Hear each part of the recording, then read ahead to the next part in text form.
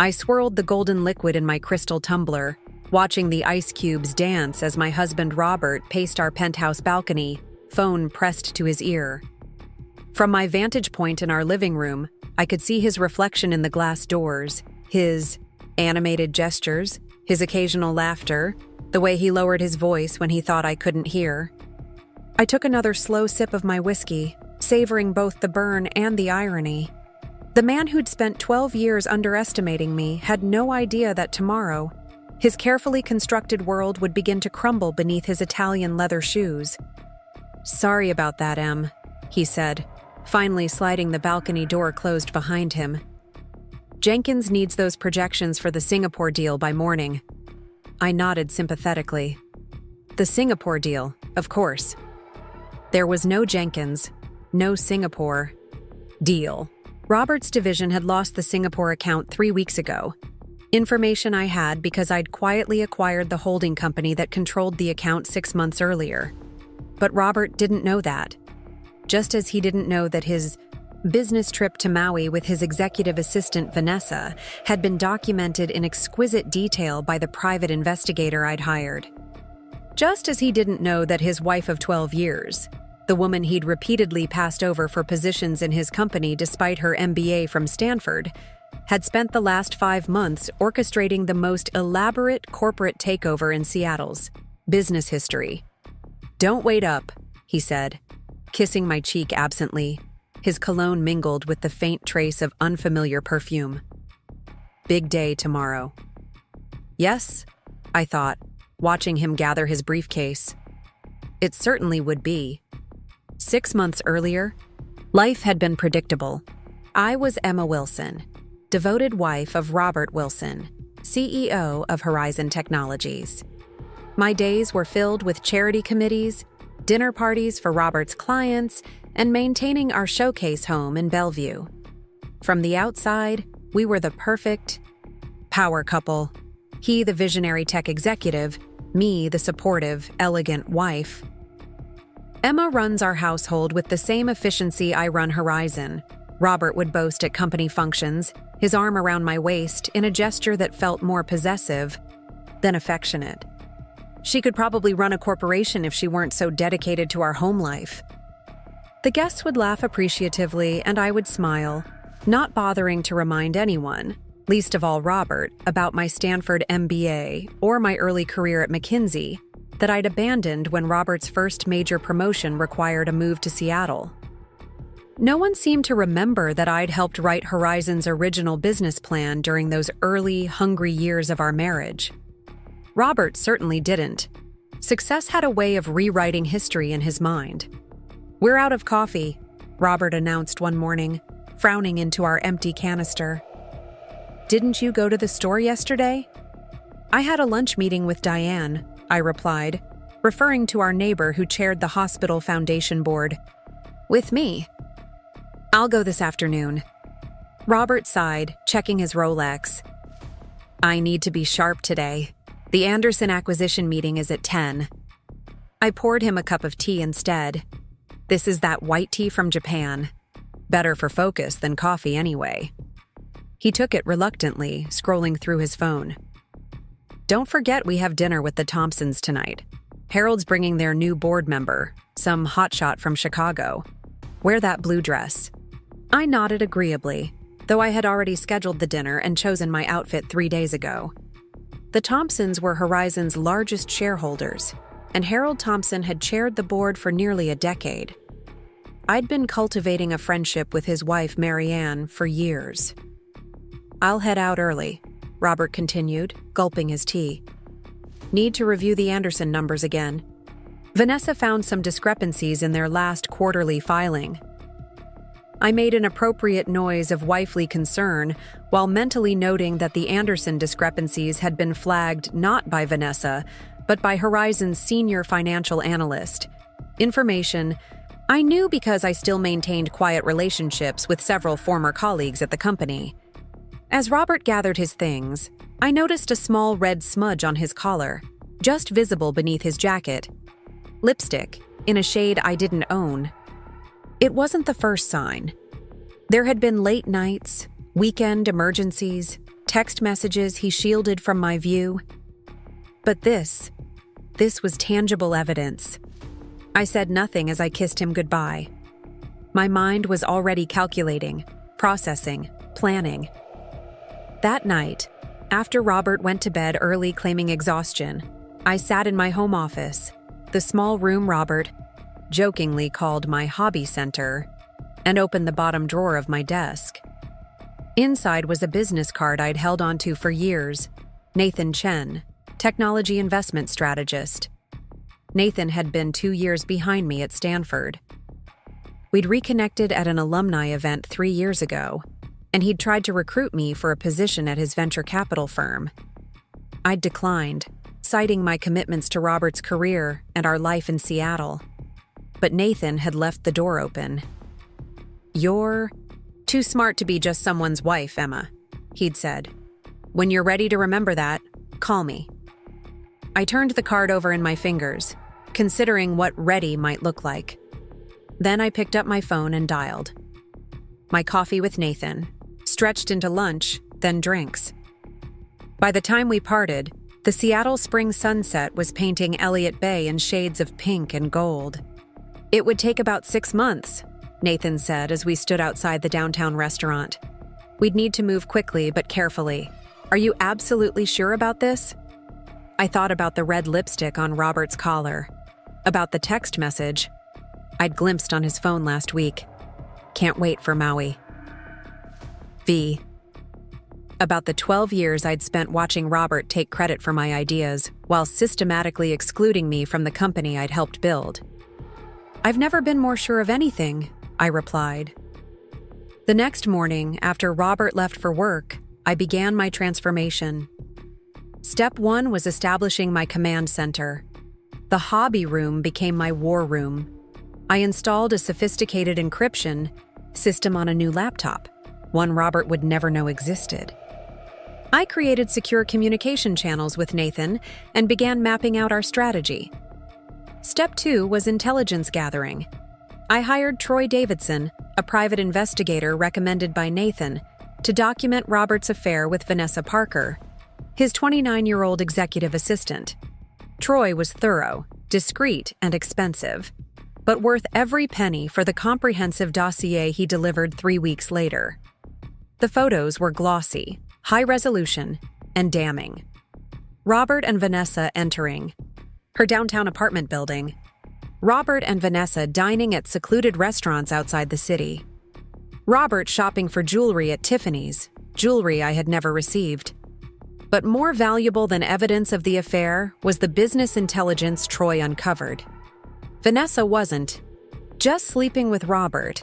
She was feeding information about Horizon's acquisition targets to a competitor.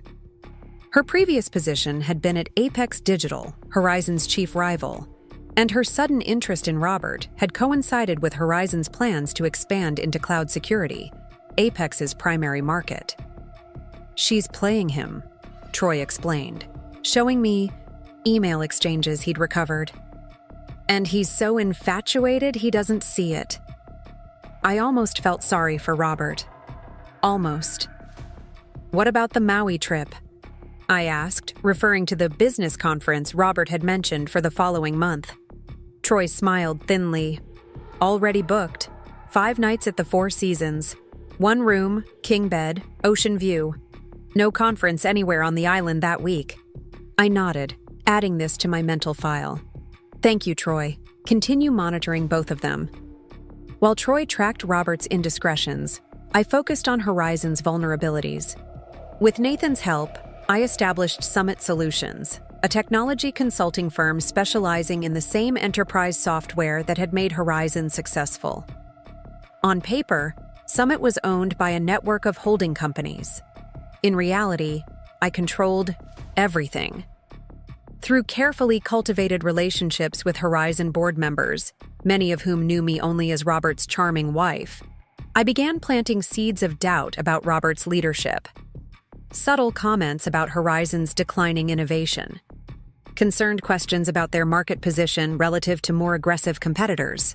At the same time, Summit Solutions began acquiring small but strategic percentages of Horizon's suppliers, clients, and partners.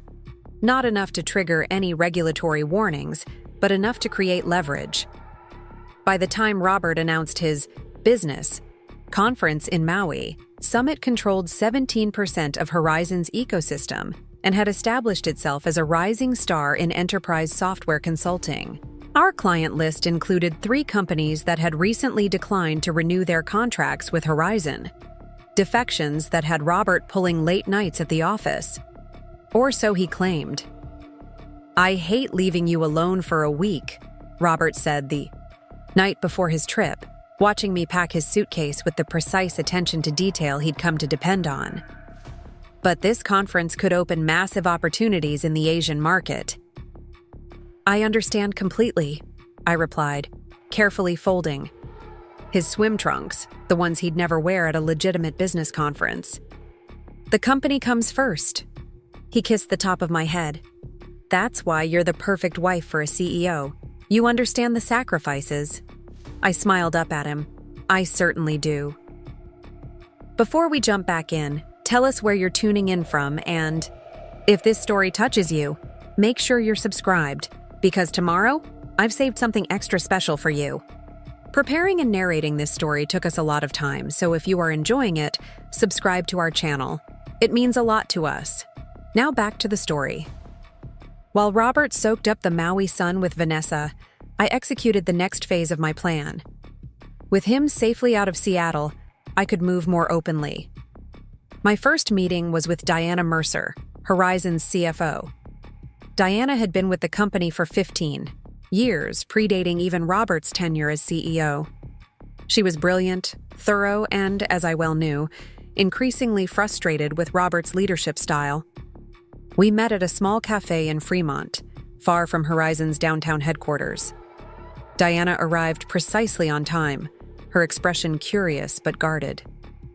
"Emma," she said, kissing my cheek, "this is unexpected. Robert mentioned you were redecorating while he was at his conference." "Among other things," I replied, gesturing for her to sit. "Thank you for meeting me." Diana studied me carefully. "Your message suggested this was about Horizon. I admit I'm intrigued." I took a sip of water, gathering my thoughts. "Diana, how would you describe the company's current position?" She hesitated, corporate loyalty warring with honesty. "Off the record?" "Completely." "We're in trouble," she admitted. "Robert refuses to acknowledge it, but our market share has declined for 3 consecutive quarters. Our cloud security initiative is months behind schedule, and we've lost key personnel to competitors, including to Summit Solutions," I noted. Diana's eyebrows rose. "You know about Summit?" "I know a great deal about Summit." I slid a folder across the table, including their development of an enterprise security protocol that outperforms Horizon's by 43%. Diana opened the folder, her eyes widening as she scanned the technical specifications. "This is impressive and concerning." She looked up sharply. "How did you get this?" "I didn't get it, Diana. I created it." I handed her my Summit Solutions business card, watching as understanding dawned in her eyes. "Or rather, my team did, under my direction." "You're behind Summit?"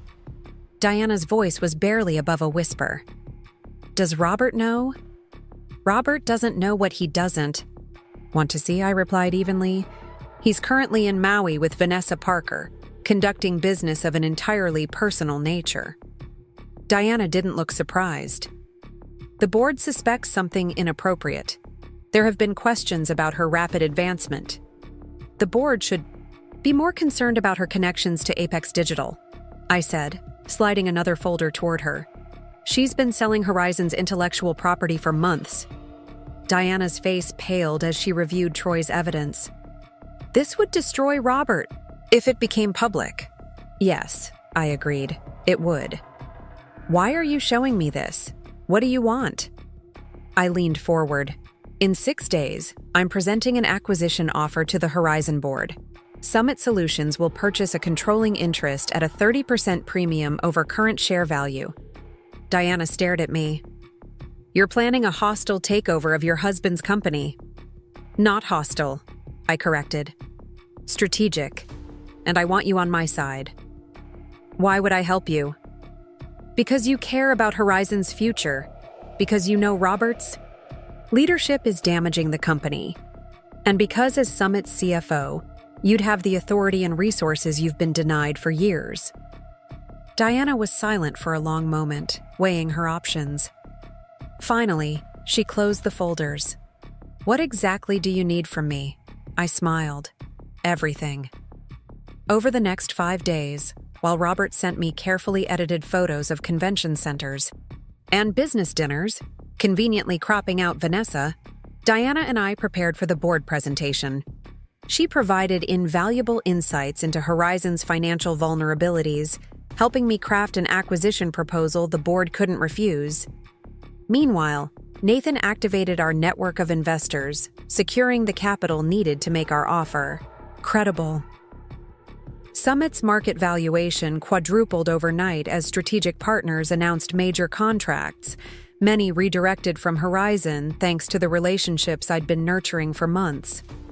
By the time Robert boarded his return flight from Maui, Summit Solutions had positioned itself as the most promising enterprise software company in the Pacific Northwest. Our security protocol was being hailed as revolutionary. Our management team, assembled in secret over the previous months, was stacked with industry veterans, and our acquisition offer for Horizon Technologies was ready to present. The final piece fell into place the evening before Robert's return. Harold Thompson, chairman of Horizon's board, called me at home. Emma, sorry to bother you, he began, his voice grave. I've received some concerning information about Robert. Before I take this to the board, I wanted to speak with you directly. I appreciate that, Harold, I replied calmly. Is this about Vanessa Parker? His sharp intake of breath confirmed my suspicion. You know? I know everything, Harold, including her connection to Apex Digital. Silence stretched between us. Emma, I'm sorry. This puts the company in an impossible position. Actually, I said, I believe I have a solution that protects Horizon, its shareholders, and its employees. I'd like to present it to the board. Tomorrow morning? You? Harold sounded confused. I don't understand. You will, I promised. 9 a.m. at the Four Seasons Conference Center. I've already arranged it. After hanging up, I checked my appearance in the hallway mirror. The woman who looked back at me bore little resemblance to the accommodating wife Robert had left behind a week ago. My hair was cut in a sleek professional bob. My casual clothes had been replaced by a tailored charcoal suit. But the biggest change was in my eyes, clear, focused, and utterly determined. Robert's flight would land at 10:30 p.m. I'd arranged for a car to meet him, ostensibly to bring him home. Instead, the driver would deliver a package containing everything he needed to know about his new reality. I poured myself another whiskey and settled onto our penthouse balcony to watch the Seattle skyline glitter against the night sky. By this time tomorrow, I would no longer be simply Mrs. Robert Wilson. I would be Emma Wilson, CEO of Horizon Technologies. And Robert would finally understand exactly who he had underestimated. The morning of the board meeting dawned clear and bright, sunlight streaming through the floor-to-ceiling windows of our Bellevue home. I'd been awake for hours, reviewing my presentation one final time, ensuring every detail was perfect. Robert hadn't come home last night. After receiving my package, containing selected photos of his Maui tryst with Vanessa, evidence of her industrial espionage, and a brief note explaining I would be presenting to the Horizon board at 9 a.m., he'd checked into the Four Seasons. Downtown, his frantic calls and messages had gone unanswered. By 7:30, I was dressed in a midnight blue Armani suit that I'd purchased specifically for this day, the power outfit of a CEO, not the supportive wife of one. My hair was swept into a sleek chignon, my makeup flawless but understated. The diamond earrings Robert had given me for our 10th anniversary completed the look. A small touch of irony I couldn't resist. Nathan was waiting in the lobby of our building, leaning against his Tesla with 2 coffee cups in hand. His expression brightened when he saw me. "Ready for this?" he asked, handing me a cup. "I've been ready for 12 years," I replied, accepting the coffee. "Any word from the board?" All members confirmed. Harold Thompson arrived early with the company counsel. Nathan opened the passenger door for me. Diana texted that she's already there, setting up the financial projections. The drive downtown was filled with last-minute strategy discussions. Nathan had coordinated with our legal team to ensure the acquisition offer was airtight. Our investors were standing by, capital secured and ready to transfer. Summit Solutions stock had surged in early trading, fueled by rumors of our revolutionary security protocol and speculation about our major announcement. As we pulled up to Satu's The Four Seasons, I spotted Robert's Aston Martin in the parking garage, so he'd decided to confront me directly. I'd expected as much. "He's here," I said to Nathan, who followed my gaze. "Are you concerned?" I shook my head. "No, this was always going to end in confrontation. I'm actually looking forward to it." The Executive Conference Center at the Four Seasons occupied the entire 32nd floor, with panoramic views of Puget Sound. The Horizon Board, 9 members including Harold Thompson, were already seated around the massive oak table when we arrived. Diana stood near the projection screen, tablet in hand. And at the far end of the room, looking haggard and desperate, was Robert. His eyes widened when he saw me, a complex mixture of emotions crossing his face: confusion, anger, betrayal. He started toward me, but Harold Thompson stepped between us. "Robert, take a seat," Harold said firmly. "Emma has requested this meeting, and the board has agreed to hear her out." "This is absurd," Robert sputtered, his composure cracking.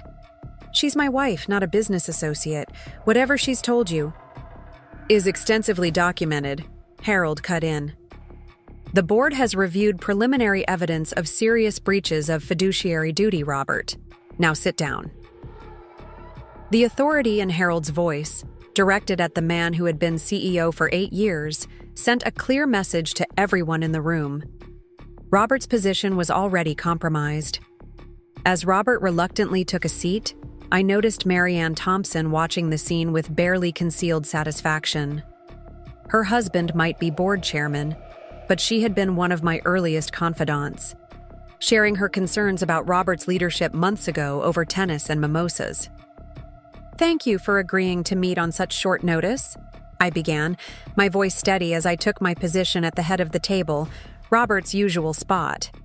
"I recognize this is an unusual situation, but I believe that after my presentation you'll understand the urgency." I nodded to Diana, who activated the wall display. The Summit Solutions logo appeared, followed by a comprehensive analysis of Horizon Technologies' market position, showing the steady decline over the past 3 quarters. Gasps and murmurs rippled through the room as board members recognized their own closely guarded financial data. "As you can see," I continued, "Horizon has lost significant market share to both established competitors and emerging players. The Cloud Security Initiative, which represents a $240 million investment to date, is currently 18 months behind schedule and projected to underperform against industry standards even when completed."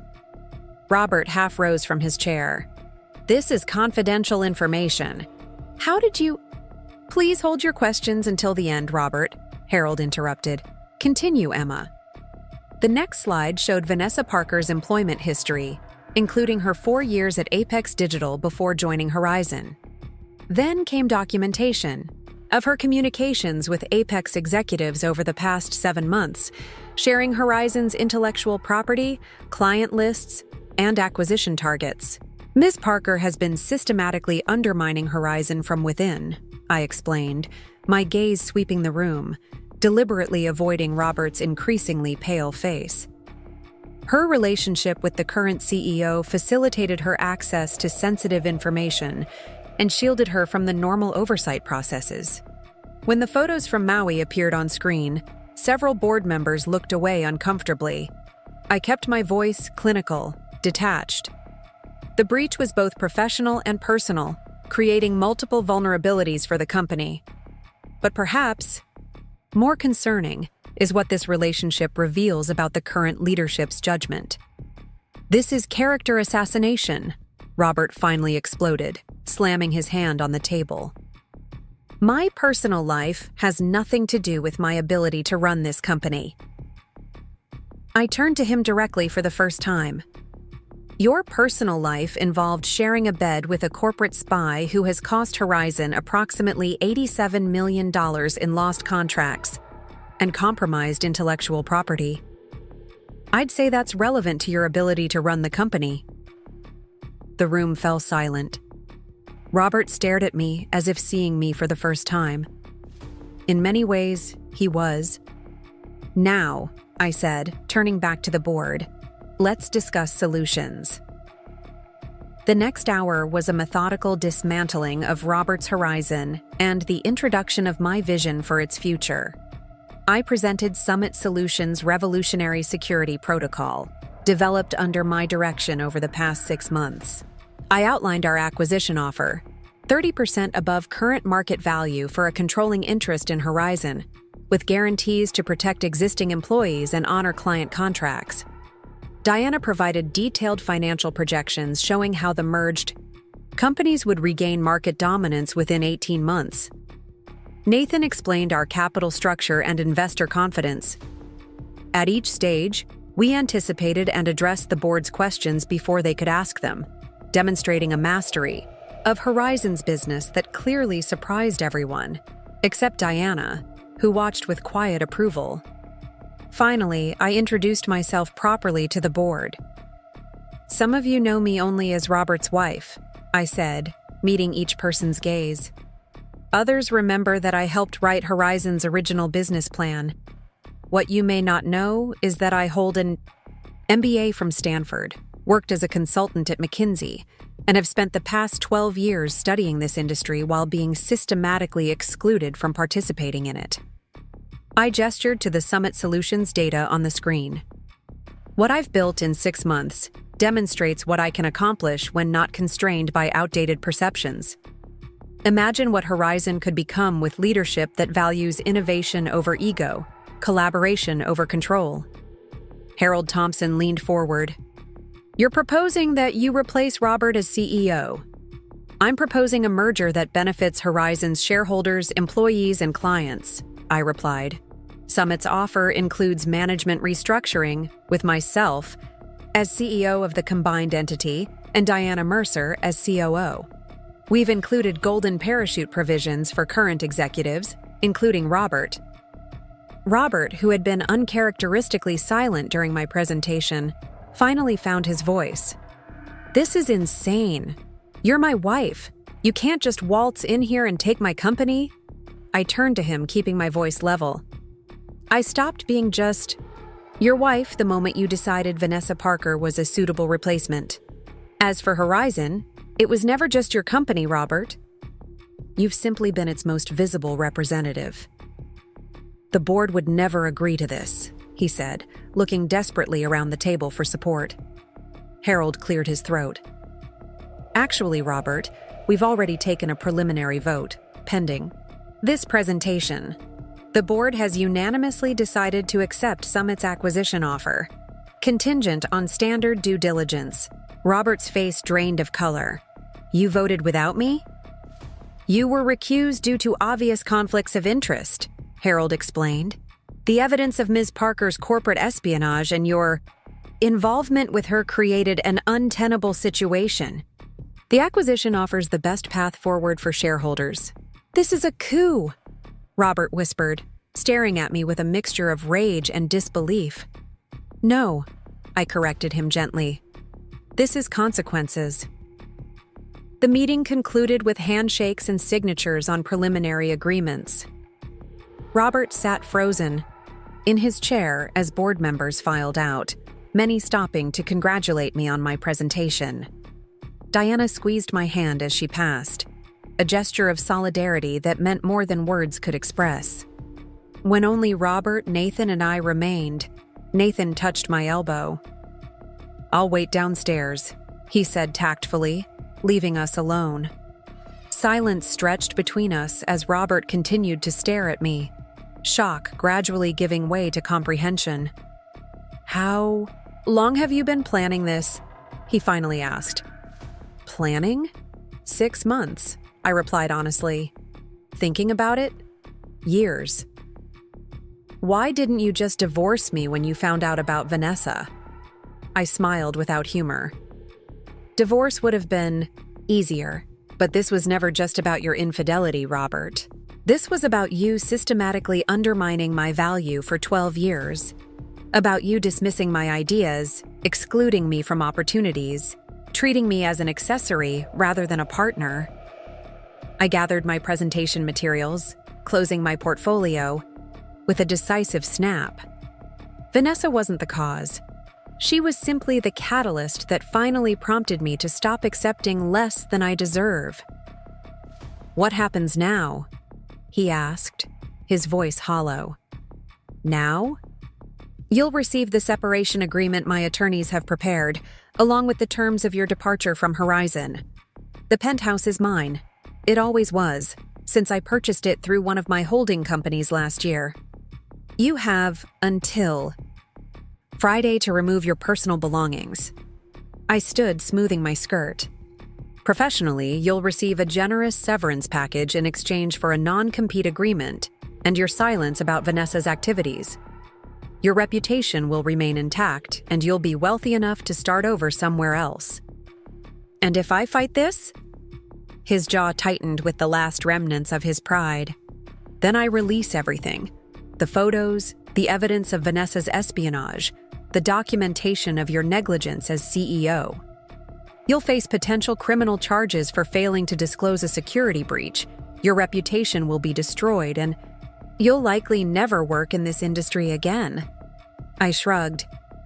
"Your choice." Robert stared at me for a long moment, truly seeing, the woman he'd married for perhaps the first time. "I never knew you," he said finally. "No," I agreed, walking toward the door. "You never bothered to." The transformation of Horizon Technologies began immediately. By noon, the acquisition was announced publicly. Summit Solutions stock soared, and financial news outlets were scrambling to profile the mysterious Emma Wilson, the stealth entrepreneur, who had engineered one of the most unexpected takeovers in recent tech history. By 3 o'clock, I had moved into the CEO's office on the 45th floor of Horizon's downtown headquarters.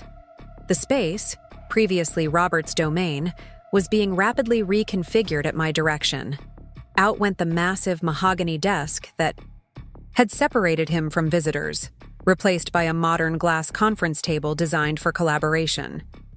The golf memorabilia and hunting trophies disappeared, making way for abstract art and a living wall of plants that softened the space while improving air quality. The symbolism wasn't lost on the executives who were summoned to meet their new CEO. This was not a cosmetic change of leadership. This was a fundamental shift in philosophy. Diana joined me for these meetings, her presence sending a clear message about the new power structure. Together, we outlined our vision for the merged company, addressing concerns about job security while establishing expectations for performance and innovation.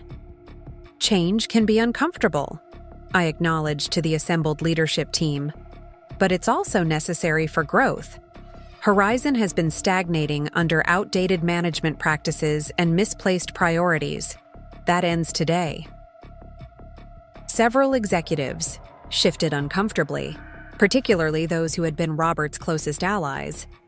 They would soon discover that their futures depended entirely on their ability to adapt to new expectations, or they would find themselves enjoying generous severance packages.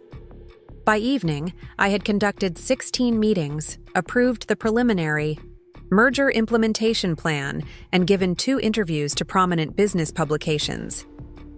When I finally returned to the penthouse, the sun was setting over Elliott Bay, painting the water in shades of gold and crimson. Nathan had arranged for my belongings to be moved from the hobby room to the master suite, and Robert's clothes had been packed into luggage now waiting in the guest room.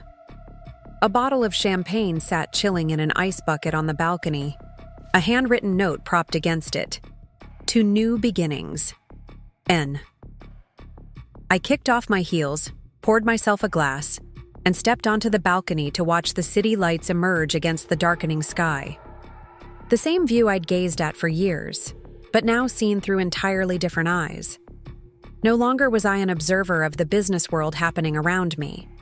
I was a central figure in it. My phone buzzed with a text from Diana. First day as CEO. Complete. Horizon stock up 12% on acquisition news. Board thrilled. Robert cleared out his personal items, didn't make a scene. I wasn't surprised. Robert had always prioritized appearances over authenticity. He would retreat to lick his wounds privately, protecting what remained of his reputation. Another text arrived, this one from Harold Thompson. Remarkable first day, Marianne asks. If you're free for dinner next week. She suggests celebrating at Canlis. I smiled, remembering the countless evenings I'd spent at Canlis as Robert's wife, making small talk with board members' spouses while the important business was discussed. Among the men, how different that dinner would be now, with myself at the center of the business conversation and Marianne proudly claiming early support of my vision. A final message appeared, from Robert. Sign the separation agreement. Lawyer will deliver. Tomorrow. For what it's worth, I'm sorry. Not just for Vanessa. For not seeing you. I didn't reply. His belated recognition of my value was irrelevant now. The time when his opinion mattered to me had passed, just like my willingness to exist in his shadow. Instead, I sent a message to Nathan. Champagne was a nice touch. Breakfast meeting tomorrow, 7 a.m. We need to discuss the product integration timeline. His reply came immediately. Already on my calendar. Congratulations, CEO Wilson. You were magnificent today. I smiled, taking another sip of champagne as Seattle sparkled below me. Tomorrow would bring new challenges.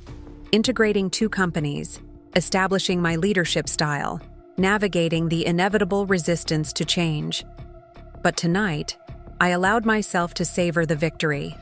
Not just the acquisition of Horizon or the removal of Robert from my life, but the reclamation of my own potential. The woman I'd always been beneath the carefully maintained facade of the supportive wife. Emma Wilson, CEO, was finally visible to the world, and she was just getting started. The following weeks unfolded in a whirlwind of activity. Merging Summit Solutions with Horizon Technologies required intense focus, strategic decision-making, and decisive leadership, all qualities Robert had never believed I possessed. Each morning began with a 7 a.m. executive briefing, where Diana, Nathan, and our core leadership team aligned on priorities and addressed emerging challenges.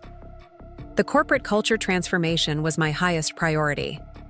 Horizon under Robert had developed a hierarchical, competition-driven environment where information was hoarded as power and credit was allocated based on proximity to leadership rather than actual contribution. Summit's collaborative, innovation-focused approach represented the future I envisioned for the combined company. The old metrics for success no longer apply, I explained during an all-hands meeting 2 weeks after the acquisition. We're not measuring value by hours worked or meetings attended. We're measuring outcomes, solutions developed, client problems solved, innovations brought to market. The announcement was met with cautious optimism from most employees, though Robert's former inner circle remained resistant. Jason Harlow, Horizon's VP of Sales, was particularly vocal in his skepticism. With all due respect, Mrs. Wilson, he began during a strategy meeting, deliberately emphasizing my marital title, our enterprise clients expect a certain approach. This collaborative innovation model might work for startups, but Horizon's client base is established, conservative. I studied him for a moment, noting the expensive watch, the practiced confidence, the subtle way he looked to other men in the room for support, rather than meeting my eyes directly. A younger version of Robert in many ways. First, it's Ms. Wilson or Emma in this context, Jason. I corrected him calmly. Second, I've personally spoken with our top 20 enterprise clients over the past 10 days. Would you like to know what they actually expect from us? Without waiting for his response, I continued. They expect solutions that work, timely support when problems arise, innovation that adds value rather than complexity, and honesty about capabilities rather than over-promising and under-delivering, which, according to our client satisfaction metrics, has been a persistent issue in the sales division. I pulled up the client feedback dashboard Diana had created, highlighting the recurring themes in customer complaints. These conservative clients you're so concerned about have been quietly exploring alternatives because Horizon under previous leadership failed to evolve with their needs. Jason's face reddened as other executives studied the data with growing concern. Now, I continued, switching to a new slide showing the integrated product roadmap. Summit's security protocol addresses the primary pain point these clients have identified. Our approach isn't about being trendy, it's about being effective. If that's a challenge for your sales team, perhaps we should discuss whether this new direction aligns with your professional strengths. The message was clear: adapt or exit. Jason chose the latter, submitting his resignation the following day. 3 other Robert loyalists followed suit within the week, each receiving the generous but firm severance packages I'd prepared in anticipation of their departure. Their exits created opportunities to promote talented employees who had been overlooked under Robert's leadership, primarily women and people of color who brought fresh perspectives and approaches to their new roles. The message reverberated throughout the organization. Merit and innovation would be recognized and rewarded regardless of traditional hierarchies. Meanwhile, the integration of Summit's revolutionary security protocol into Horizon's enterprise software proceeded ahead of schedule. The development teams, initially wary of one another, found common ground in the technical challenges of the integration and the excitement of creating something genuinely groundbreaking. 4 weeks after the acquisition, we scheduled a major client presentation to unveil the integrated platform. Representatives from 37 enterprise clients filled Horizon's main conference center, their anticipation palpable. These were decision-makers who controlled technology budgets worth billions, executives who had been courted by Robert for years with expensive dinners and golf outings. I took a different approach. Instead of the flashy product launch Robert would have orchestrated, I arranged an interactive demonstration where clients could test the integrated system themselves, identify potential issues, and provide real-time feedback to our development team. We're not here to sell you a finished product, I explained as the session began. We're here to collaborate on building exactly what you need. Your input today will directly influence our development priorities for the next quarter. The transparency was unprecedented in the industry, but the risk paid off. Clients engaged enthusiastically, impressed not just by the technology but by the collaborative approach. By day's end, we had secured 28 commitments to expand existing contracts and 5 new enterprise clients who had previously been aligned with competitors. Diana found me in my office late that evening, reviewing the feedback data from the client session. "The board is impressed," she said, settling into a chair across from me. Harold Thompson called it the most successful client engagement in Horizon's history. I smiled, closing my laptop. We've only just begun. Wait until they see what happens when we actually implement the client's suggestions. Diana studied me for a moment. You know, when you first approached me about this plan, I thought you were motivated by revenge.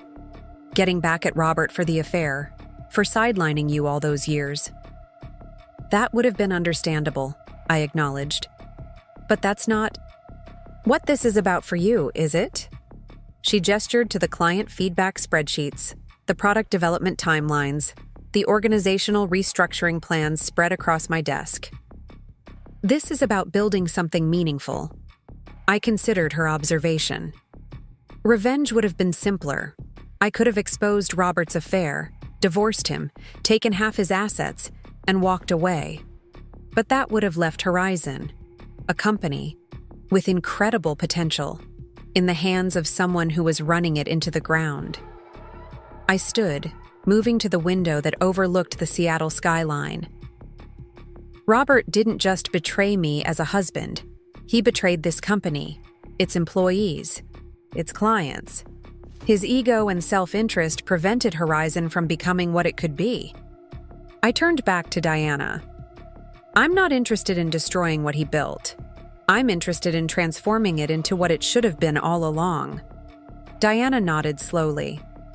Well, you're certainly doing that. The energy in the building is completely different. People are excited to come to work. Even the old guard?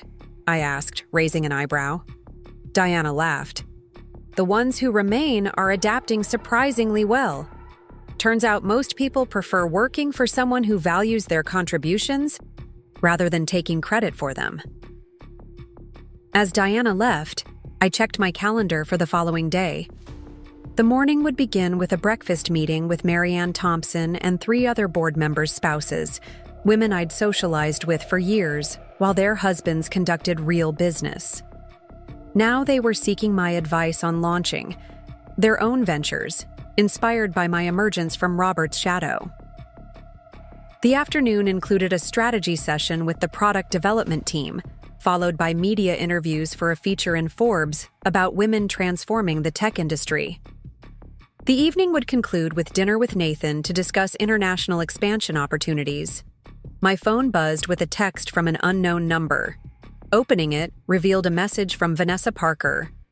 Congratulations on your success.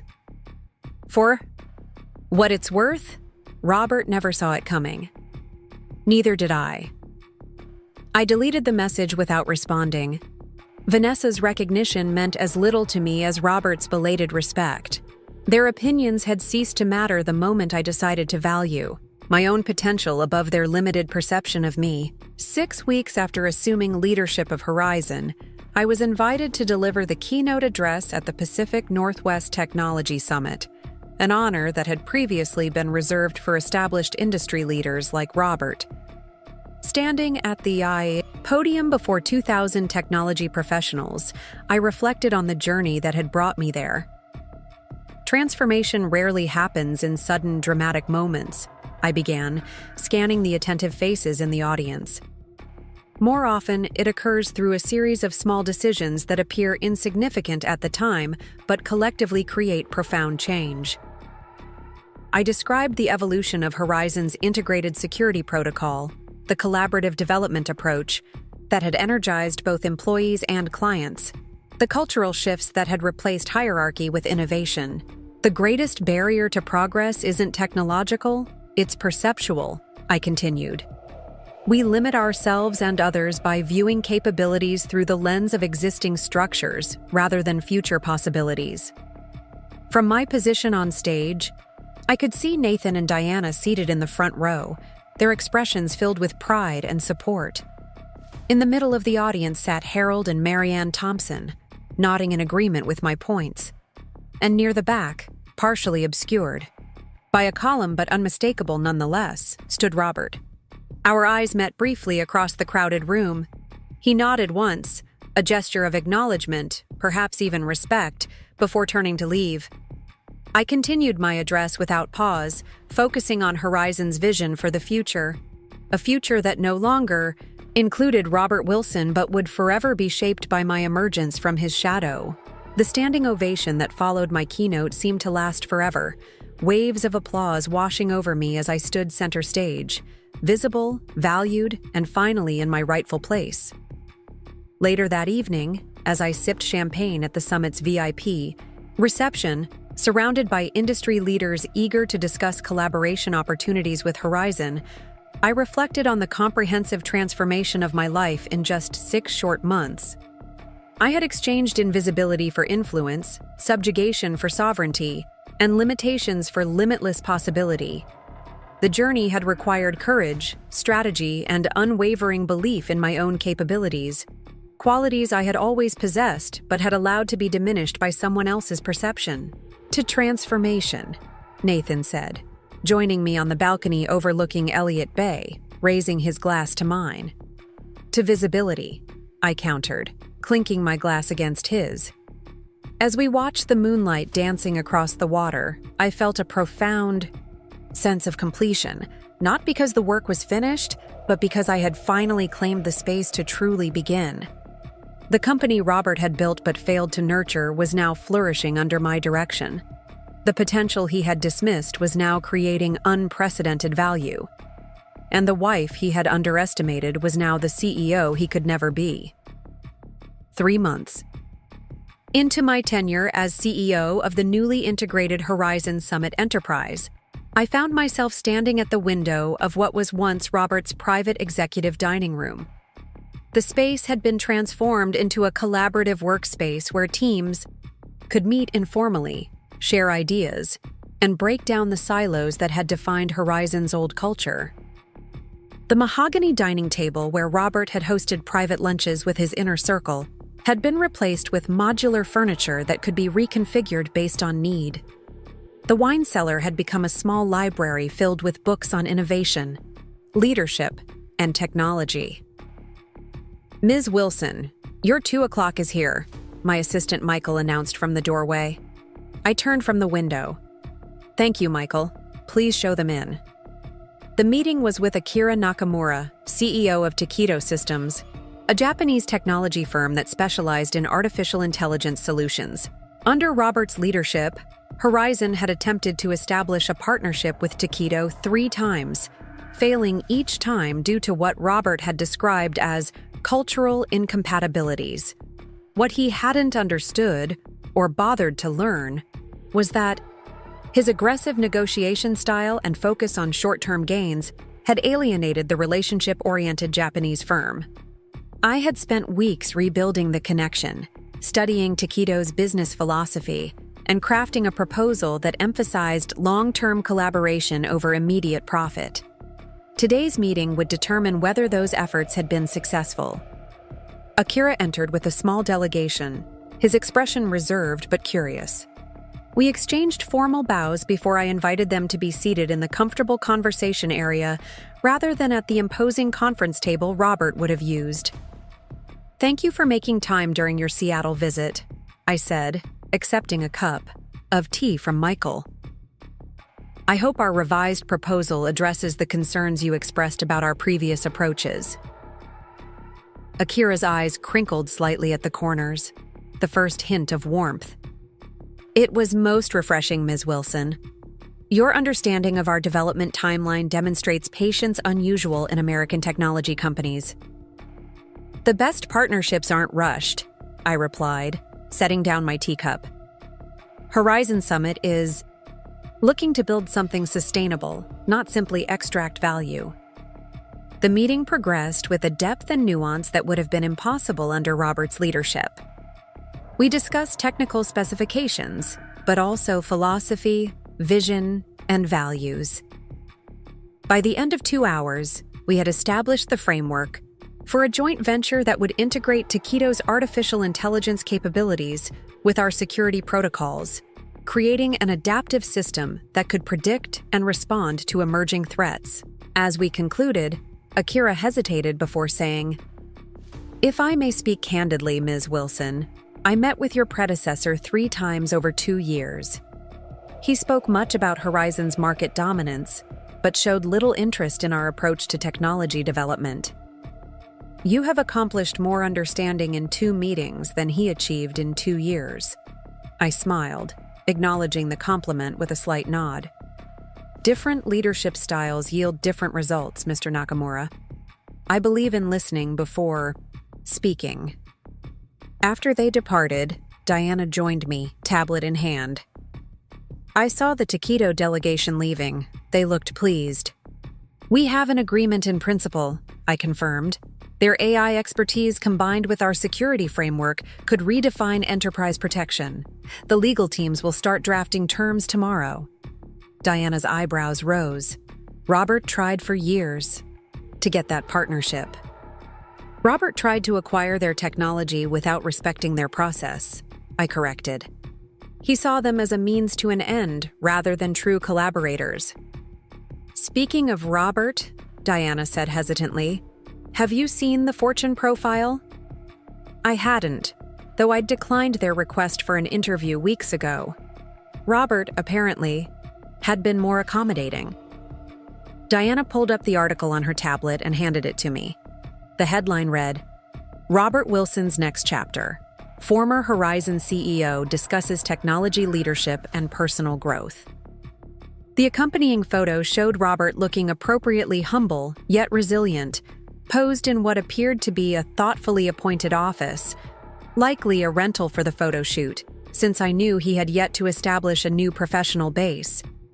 I skimmed the article, noting the carefully crafted narrative.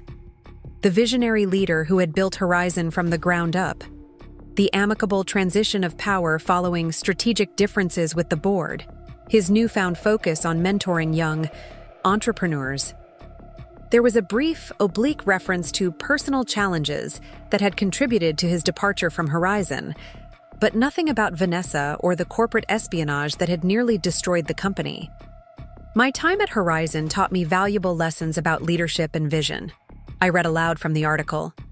I'm proud of what we built, and I wish the new leadership team continued success as they take the company in a different direction.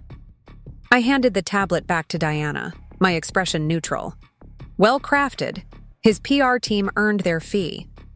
Does it bother you? Diana asked. That he's rewriting history? Taking credit for building what you helped create? I considered the question as I gathered my materials for the next meeting. Robert is doing what Robert has always done, constructing a narrative that preserves his ego. The difference is that now it's irrelevant to me. And it was true.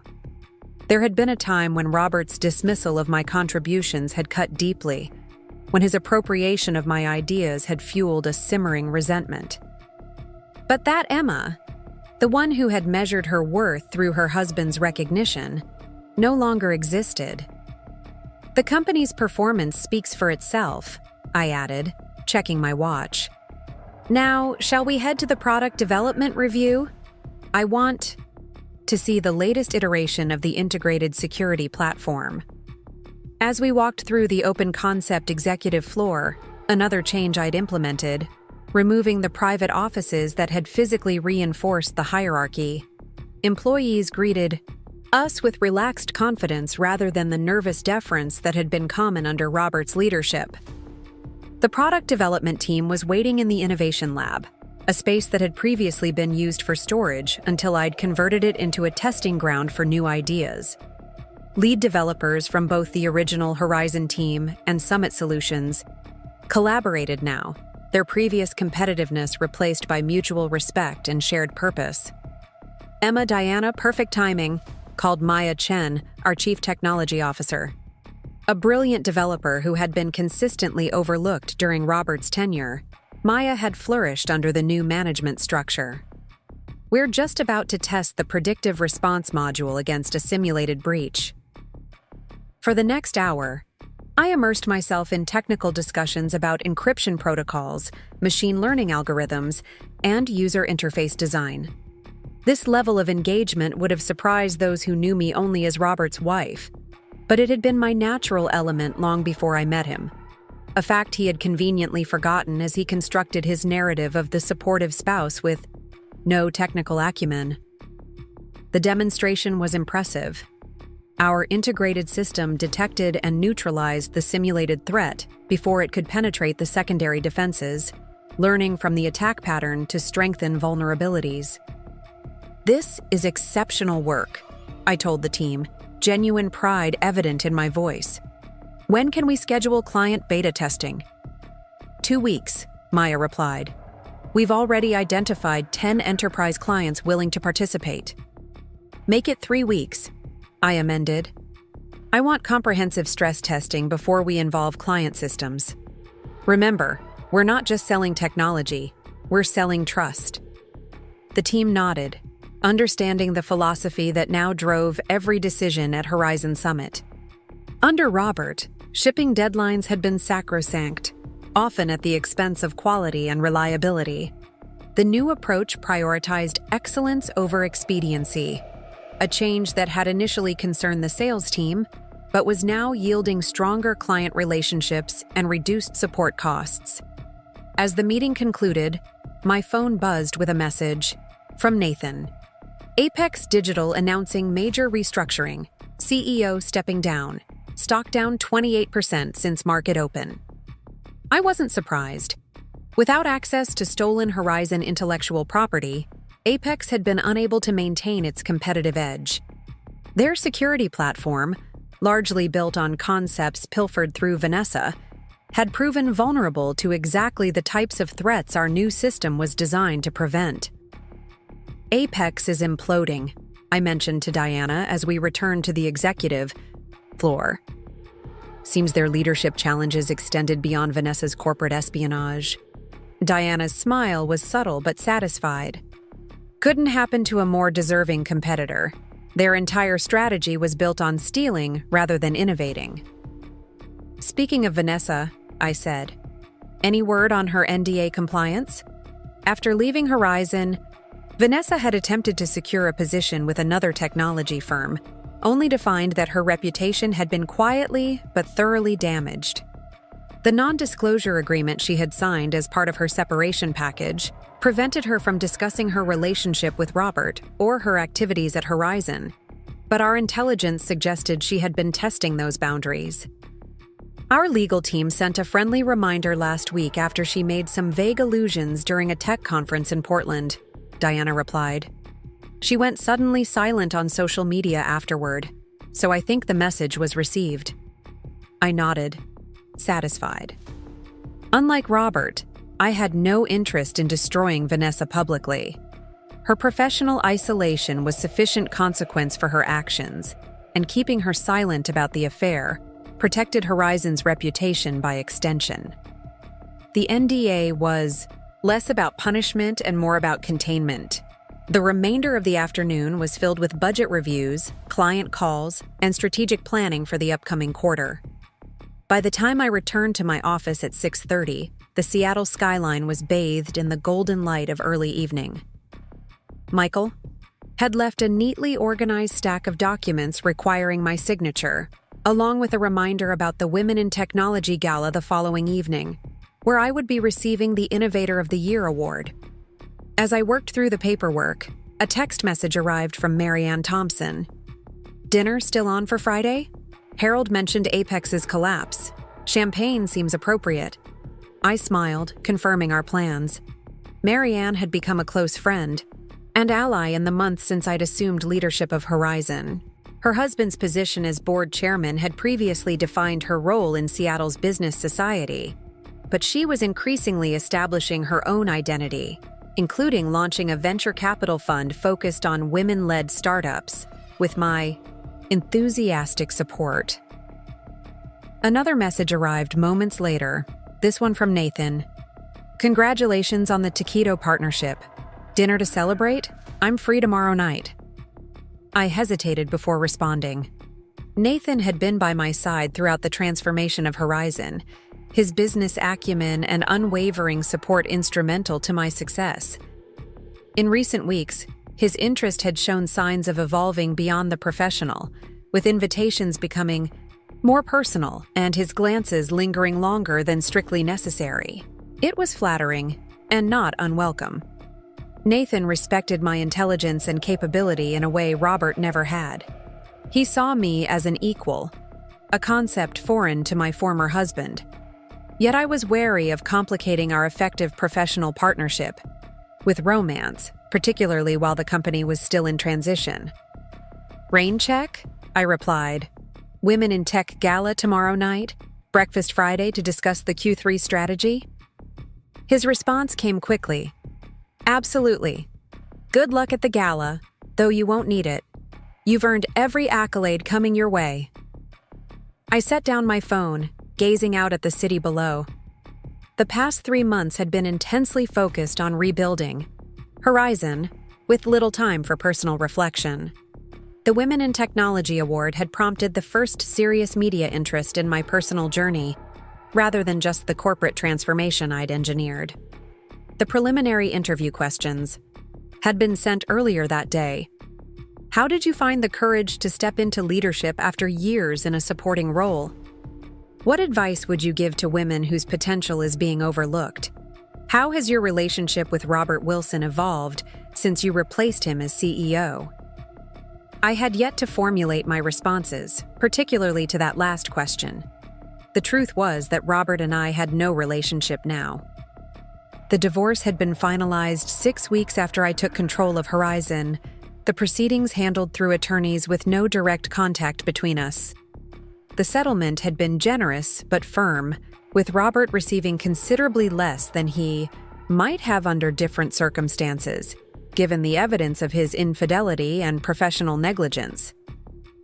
According to mutual connections, he had left Seattle shortly thereafter, relocating to Austin, where he was reportedly consulting for early-stage technology companies. The Fortune profile was his first public statement since the acquisition. Based on the carefully constructed narrative, it appeared he was attempting to rehabilitate his professional reputation, positioning himself for an eventual return to executive leadership. I found I had no opinion on Robert's rehabilitation efforts. The anger that had once fueled my determination had been replaced by something more sustainable, a focused commitment to building something meaningful from the company he had nearly destroyed. Horizon Summit under my leadership had already achieved more than Horizon alone had accomplished in its final 2 years under Robert, with record client satisfaction scores, breakthrough technological innovations, and a corporate culture consistently rated among the best in the industry. The women attending tomorrow's gala wouldn't be interested in hearing about Robert or my revenge against him. They would want to know how I had transformed myself from an accessory into an authority, how I had reclaimed my power after years of diminishment. They would be looking for inspiration for their own journeys, and that was a story worth telling. The Women in Technology Gala was held at the Olympic Sculpture Park, with the reception area offering sweeping views of Puget Sound and the Olympic Mountains beyond. I arrived early at Diana's suggestion, using the time to connect with key industry figures before the formal program began. My midnight blue gown, elegant but understated, was a deliberate choice, professional yet feminine. The emerald necklace that had been my grandmother's added a personal touch, a reminder of the woman who had encouraged my early interest in mathematics and problem-solving long before I met Robert. "Emma Wilson," called a warm voice as I accepted, a glass of champagne from a passing waiter. "The woman of the hour." I turned to find Elise Gardner approaching, resplendent in a tailored silver pantsuit. As the founder of one of Seattle's earliest software companies and a pioneer for women in technology, Elise had been a silent supporter during my takeover of Horizon, offering guidance when needed, but allowing me to establish my own leadership style. "Hardly that," I replied, embracing her briefly. "But it's wonderful to see you, Elise." "Don't diminish your accomplishments," she chided gently. "What you've built at Horizon Summit in 3 months has the entire industry talking. The Taquito partnership alone would be remarkable, but combined with the security platform innovations and the cultural transformation, extraordinary." I smiled, accepting the compliment with a slight nod. I had excellent foundation materials to work with, despite the structural problems. "And speaking of structural problems," Elise said, lowering her voice slightly, "I saw Robert's Fortune profile. Creative revisionist history, that." "I wouldn't know," I replied smoothly. "I've been too busy building the future to dwell on the past." Elise laughed appreciatively. "That's going in my quote collection. Mind if I attribute it to you at the next board meeting when someone brings up previous management decisions?" The conversation shifted to more substantive topics, the challenges of the evolving cybersecurity landscape, the integration of artificial intelligence into enterprise systems, the persistent gender gap in technical roles despite progress in executive representation. These were the discussions I valued, focused on innovation and impact rather than personalities and politics. As more guests arrived, I circulated through the gathering, reconnecting with industry colleagues who had previously known me only as Robert's wife and were now eager to establish direct professional relationships. The shift in their perception was palpable, from polite dismissal to engaged attention, from cursory greetings to substantive inquiries about Horizon Summit's technical direction. The formal program began with dinner, followed by a series of presentations highlighting women's contributions to technology innovation. The awards portion came last, with mine being the final recognition of the evening. Dr. Meera Patel, the MIT-educated chair of the selection committee, presented the award with a warmth that reflected our growing professional friendship. The Innovator of the Year award recognizes not only technical achievement, but transformative vision, she explained to the audience of 500 industry leaders. This year's recipient has demonstrated both in remarkable measure, revitalizing a major enterprise while advancing the technological capabilities that define our industry. The video presentation that followed traced my professional journey, from Stanford MBA to McKinsey consultant to my current role as CEO of Horizon Summit. Notably absent was any mention of Robert or the circumstances of my ascension to leadership.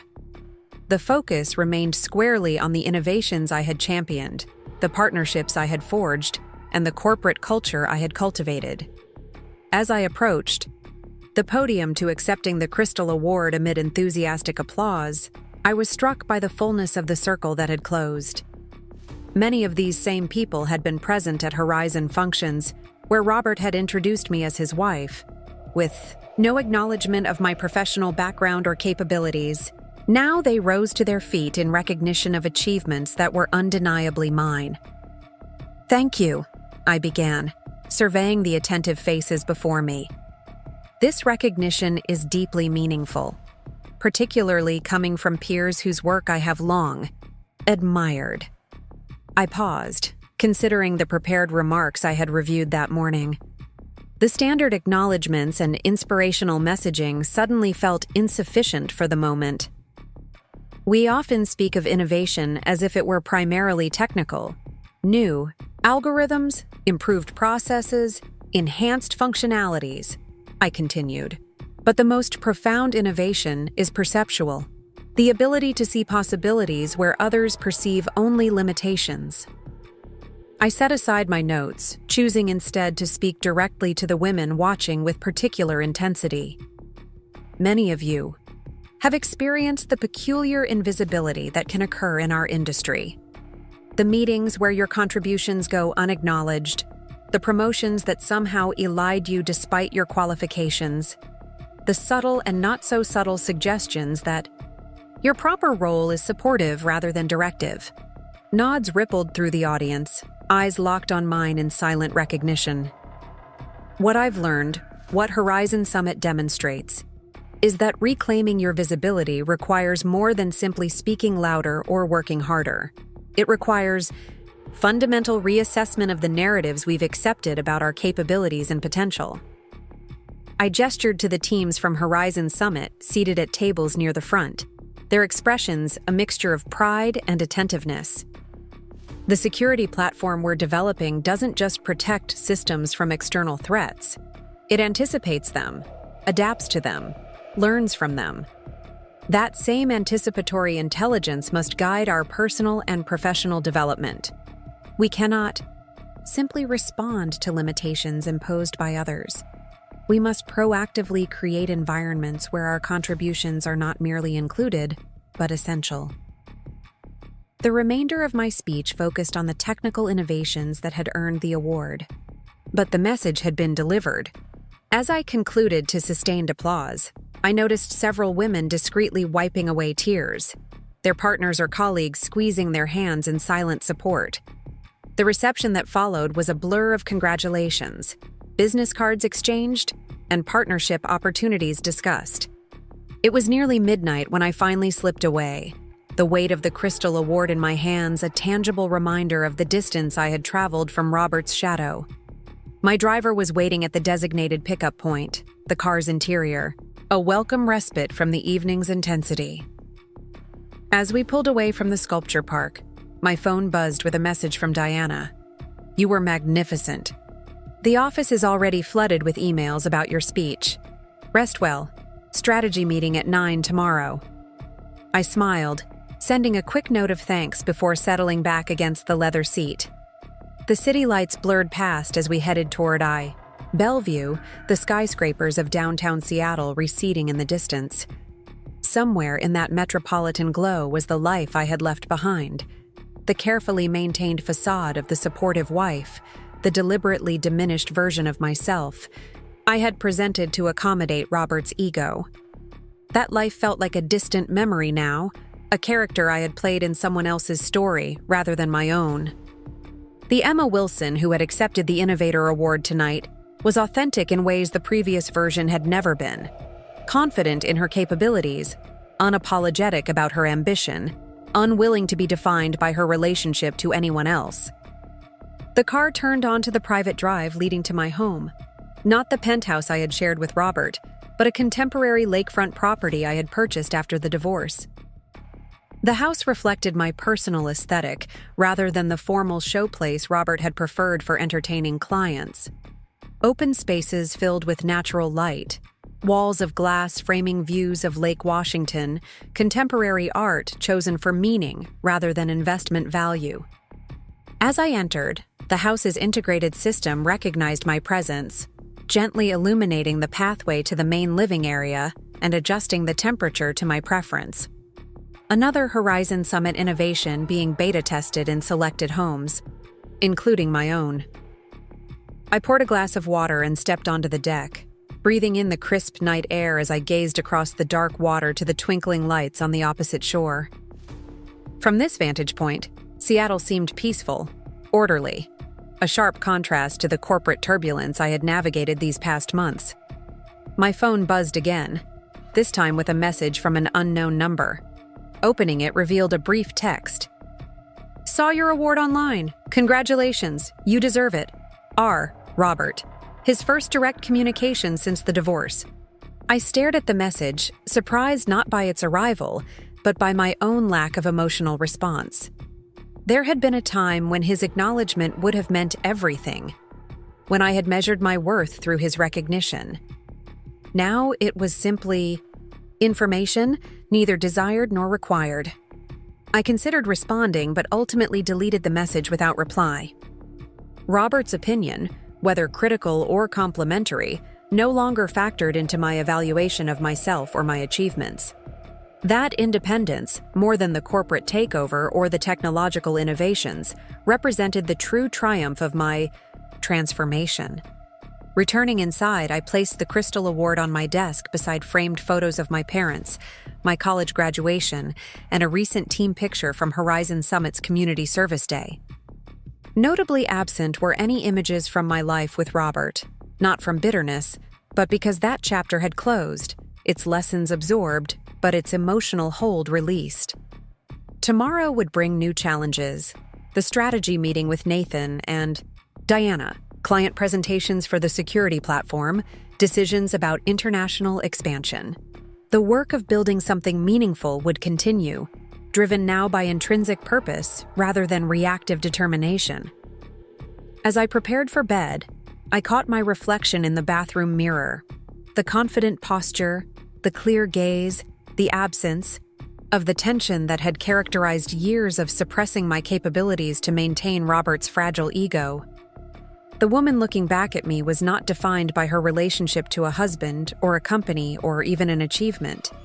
She was simply herself, fully realized and continuing to evolve. That was the true revenge, I realized as I drifted toward sleep. Not the public humiliation of Robert or the corporate takeover of Horizon, but the reclamation of my authentic self, the mathematician who had fallen in love with problem-solving long before she met the man who would temporarily convince her that her greatest value lay in supporting his ambitions. Robert had lost a wife who had never truly existed, a construct designed to reflect his preferred image of himself. I had gained a life aligned with my genuine capabilities and aspirations. In the balance of that exchange, I had emerged immeasurably richer.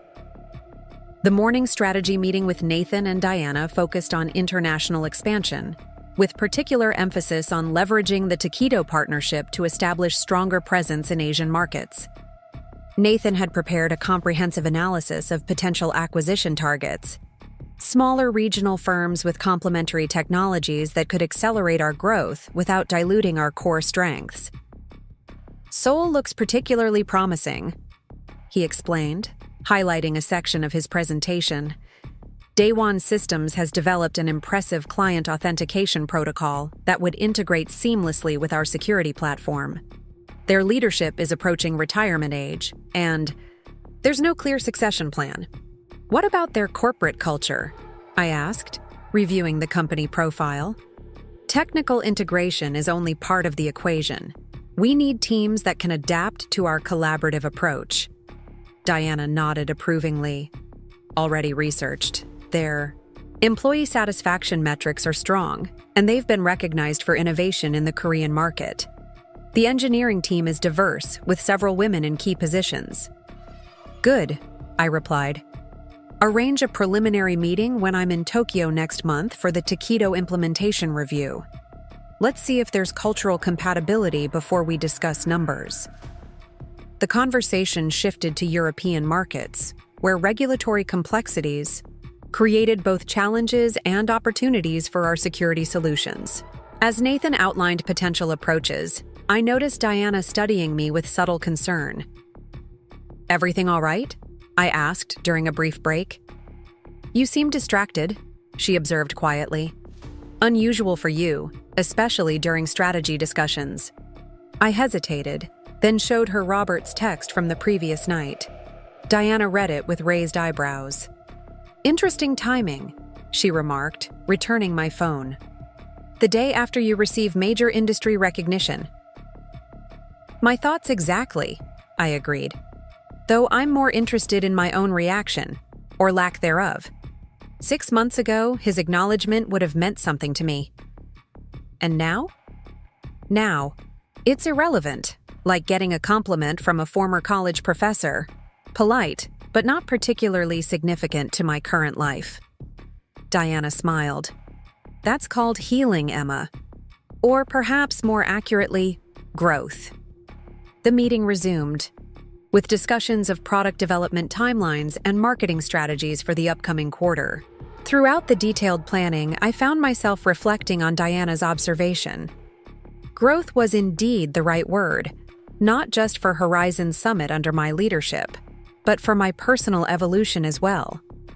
The transformation hadn't happened overnight.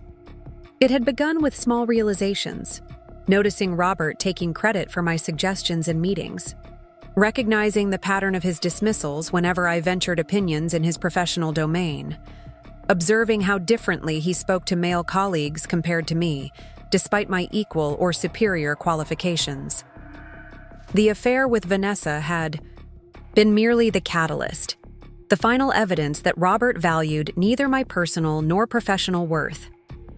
But the rebuilding had been entirely internal, a deliberate reclamation of confidence and capability that had culminated in the woman who now guided a major technology enterprise with clear-eyed determination. As the meeting concluded, my assistant, Michael, appeared with an urgent message. Ms. Wilson, Harold Thompson is here. He says it's important. Harold's unscheduled appearance was unusual. As board chairman, he typically communicated through formal channels, with meetings arranged well in advance. Send him in, I directed, exchanging curious glances with Diana and Nathan. And perhaps stay close, Michael. We may need to access files quickly. Harold entered moments later, his expression serious but not alarmed.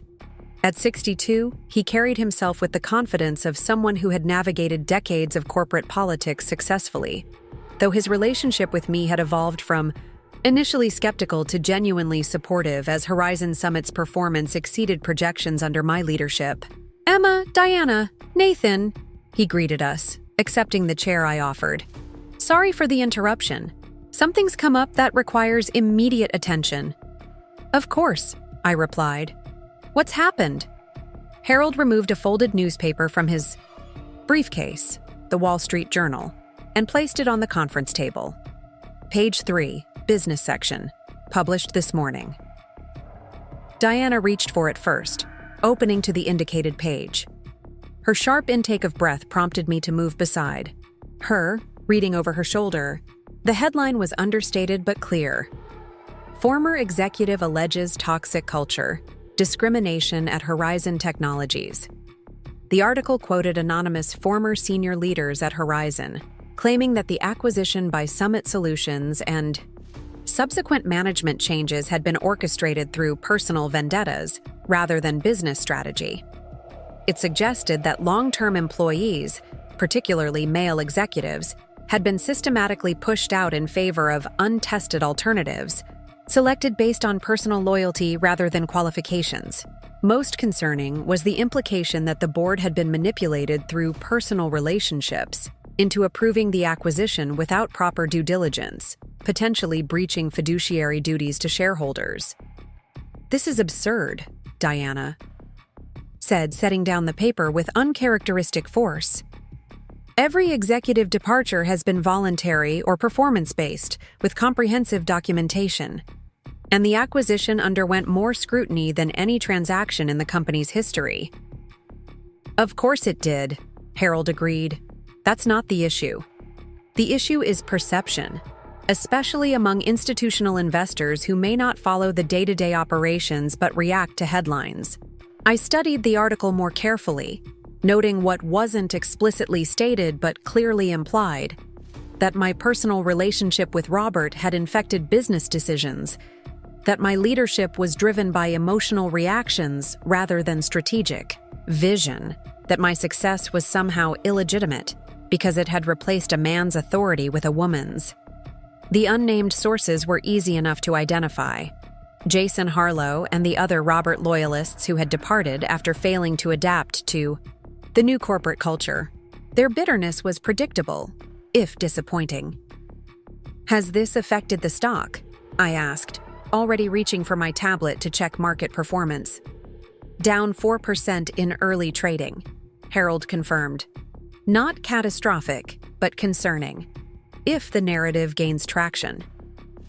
Nathan, who had been silently reading the article, looked up with narrowed eyes. "The timing is suspicious, coming immediately after Emma's industry recognition and the Taquito partnership announcement. Someone is deliberately trying to undermine her leadership at a moment of high visibility." I nodded, the same thought having occurred to me. Robert's fortune profile last week, positioning himself as the visionary founder unfairly displaced. Now this, suggesting the company is floundering under new leadership despite all evidence to the contrary. It's coordinated. "The board is meeting at noon to discuss our response," Harold said. "I wanted to brief you personally before that conversation." "I appreciate that, Harold," I replied, my mind already formulating approaches. "Will you convey to the board that I'll prepare a comprehensive refutation of these allegations, with documentation supporting every executive decision since the acquisition? Diana can verify the financial performance metrics that demonstrate clear improvement under current leadership." Harold's expression softened slightly. "The board doesn't doubt you, Emma. You've more than proven yourself these past months. This is about managing public perception and shareholder confidence." After he departed, Diana, Nathan, and I remained in the conference room, strategizing our response. The article was clearly meant to shake investor confidence and undermine my authority, using gendered implications of emotional decision-making that would never have been applied to a male CEO. "We need to be careful not to appear defensive," Diana cautioned. "That would only reinforce the perception that there's something to defend against." "Agreed," Nathan said. "The strongest response is continued performance. The quarterly results are due next week, showing record growth and client acquisition. Let the numbers speak. I nodded, considering options. We'll prepare the comprehensive documentation for the board as promised, but our public response should be minimal. A brief statement addressing the factual inaccuracies, then a pivot to our forward strategy and recent accomplishments. My phone buzzed with a message from Troy Davidson, the private investigator who had documented Robert's affair months earlier, and whom I had retained on a consulting basis to monitor potential threats to Horizon Summit's reputation. Interesting timing on that WSJ article, his text read. Your ex-husband was seen meeting with Jason Harlow 3 times in the past 2 weeks, once in Austin, twice in Portland, documented with photos if needed. So it was indeed Robert orchestrating the backlash, using former Horizon executives as proxies while maintaining public distance to preserve his rehabilitated image. The revelation didn't surprise me, though the pettiness of it was disappointing. After all his talk of moving forward and personal growth in the fortune profile, he was still defining himself in opposition to me, still attempting to undermine my success to salvage his ego. I showed the message to Diana and Nathan, whose expressions hardened in identical displays of protective anger. This is corporate sabotage, Diana said flatly. We should release the evidence of his affair with Vanessa and her industrial espionage. Show exactly why he was removed from leadership. No, I replied without hesitation. That would make this personal, exactly what the article is alleging. Our response must be purely professional, focused on corporate performance and strategic direction. Nathan reluctantly agreed. You're right. Engaging on his level would only validate the narrative he's trying to create. But we should be prepared for escalation. This is likely just the opening move. I considered this as I gathered my materials for the next meeting. Have Troy continue monitoring the situation. If Robert is building towards something larger, I want to know before it happens. The board meeting that afternoon was tense, but ultimately supportive. The documentation Diana and I had prepared, showing clear performance improvements across all metrics since the acquisition, effectively countered the article's insinuations. Harold and the other board members unanimously approved our measured response strategy, recognizing that overreaction would only fuel the controversy. By market close, Horizon Summit stock had recovered most of its early losses as institutional investors recognized the baselessness of the allegations. Our PR team issued a brief statement addressing specific factual errors in the article, while emphasizing recent achievements and future directions. The crisis appeared contained, but I remained wary. Robert's attempt to undermine my leadership, through surrogates, suggested he hadn't accepted the new reality. That Horizon Summit was thriving without him, that his professional legacy was being reimagined in ways that diminished his centrality to the company's success. That evening, as I worked late in my home office reviewing the final preparations for our quarterly earnings announcement, Troy Davidson called with an update. We've identified the source of the WSJ leak, he reported without preamble. James Wilson. I paused, the name triggering immediate recognition. Robert's younger brother? The attorney? The same. He's been meeting with financial reporters for weeks, using his family connection to add credibility to the narrative. The documents provided to the Journal came from his firm's servers. This was an unexpected complication. James Wilson had maintained a cordial relationship with me during the divorce proceedings, presenting himself as a neutral party focused on fair resolution. His involvement in Robert's campaign against me suggested deeper family loyalty than I had perceived. Interesting, I said, processing this new information. Any direct evidence connecting Robert to these meetings? Nothing explicit yet, Troy admitted. But we're monitoring communications. James isn't particularly careful with his text messages. After finishing the call, I found myself standing at the window overlooking the lake, watching moonlight create silver pathways across the dark water. The peacefulness of the scene contrasted sharply with the turbulence Robert seemed determined to create in my professional life. His inability to accept my success without him was oddly validating, confirmation that I had indeed broken free of the constraints he had imposed throughout our marriage. His desperate attempts to re-establish control, to diminish my achievements, reflected his own diminishment in a world where I no longer orbited his gravitational pull. The quarterly earnings announcement the following week effectively silenced the criticism sparked by the Wall Street Journal article.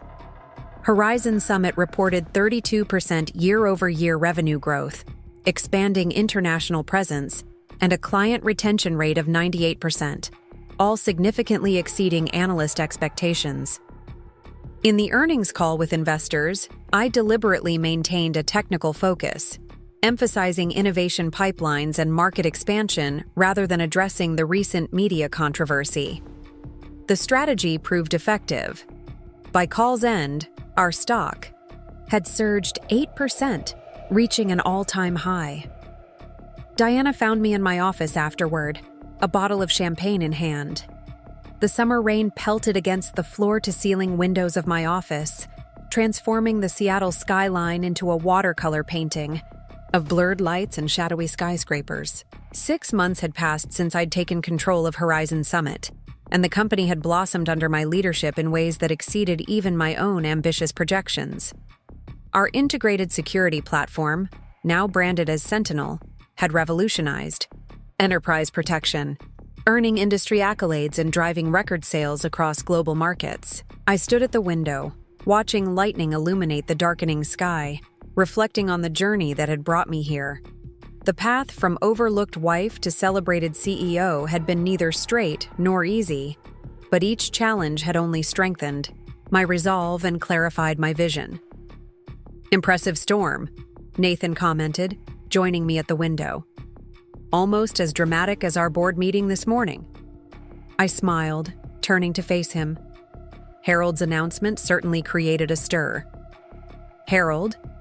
Thompson had opened the quarterly board meeting by announcing his planned retirement at year's end, immediately followed by a unanimous board recommendation that I assume the role of chairwoman while maintaining my position as CEO. The dual appointment would consolidate my authority and cement the transformation of corporate governance that had begun with my acquisition of Horizon. "You didn't seem surprised," Nathan observed, studying my expression with the perceptiveness that had made him such a valuable ally. "Harold mentioned the possibility last month," I admitted, though I expected more debate among the board members. "There was plenty of debate," Nathan replied with a grin. "It just all happened before the meeting. Harold spent weeks building consensus, addressing concerns, ensuring unanimous support." "Reminds me of someone else I know," I said pointedly, recalling Nathan's behind-the-scenes work during the acquisition phase. He acknowledged this with a slight bow. "Great minds think alike. Speaking of which, are you ready for the Technology Leaders Summit tomorrow? As keynote speaker, you'll be setting the tone for the entire conference." The Technology Leaders Summit was the industry's premier annual gathering, bringing together executives, investors, and innovators from across the global technology landscape. Being selected as keynote speaker, the first woman to receive the honor in the summit's 15-year history, represented both professional recognition and a platform to shape industry direction. "The speech is ready," I assured him, gesturing to my tablet. A vision for collaborative security in an increasingly fragmented digital landscape. More evolution than revolution, but with enough provocative predictions to generate meaningful discussion. "And media coverage," Nathan added. "Every major technology publication will be there, not to mention financial analysts watching for market signals." I was about to respond when my assistant Michael appeared in the doorway, his expression unusually serious. "Ms. Wilson, there's a situation requiring your immediate attention," he said, glancing briefly at Nathan. "Regarding tomorrow's summit." "What's happened?" I asked, immediately alert to the formality in Michael's tone. Robert Wilson has just been announced as a last-minute addition to the program, Michael explained, handing me his tablet. He'll be moderating the Future of Enterprise Software panel immediately following your keynote. The summit's updated agenda confirmed Michael's report. Robert's name was listed prominently, along with a brief biography highlighting his role as Horizon Technologies founder and visionary technology strategist. "This is no coincidence," Nathan said, reading over my shoulder. "The panel moderator was supposed to be Diane Lee from TechEdge. She's moderated that panel for 3 consecutive years." "When was this change made?" I asked Michael, my voice calm despite the deliberate provocation this represented. "Approximately 40 minutes ago," he replied. The summit organizers sent notification to all registered attendees, promoting it as a special addition to the program. I handed the tablet back to Michael, my mind already analyzing implications and potential responses. Robert's strategic insertion into the summit, directly following my keynote address, was clearly designed to undermine my authority and reclaim his association with Horizon's legacy. The timing, on the very day of my board promotion, suggested he still had sources within the company despite our security measures. "Options?" I asked Nathan once Michael had departed. "We could protest to the summit organizers," he suggested, "cite the obvious conflict and request Robert's removal or rescheduling." I shook my head. That would only generate controversy and distract from our message. Robert would appear as the victim of corporate censorship, regardless of the legitimate concerns. "We could withdraw your participation," Nathan offered next. "There are other platforms for presenting our vision." "Retreat is exactly what he's hoping for," I replied. "He wants to force me into a defensive position, to appear rattled by his presence." I turned back to the storm-lashed windows, considering the situation from all angles.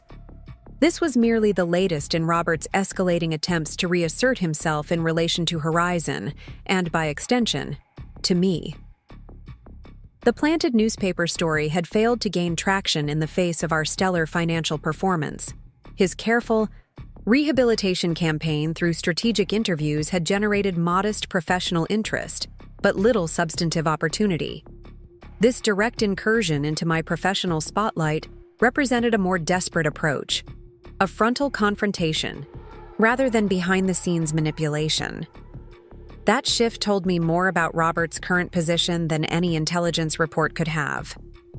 He was running out of options. "We proceed as planned," I decided, turning back to Nathan. "My keynote remains focused on industry future and Horizon Summit's innovation pipeline. No acknowledgement of Robert's presence, no defensive positioning, no reaction whatsoever to his provocations." "And the inevitable press questions about your first public appearance together since the acquisition?" Nathan asked.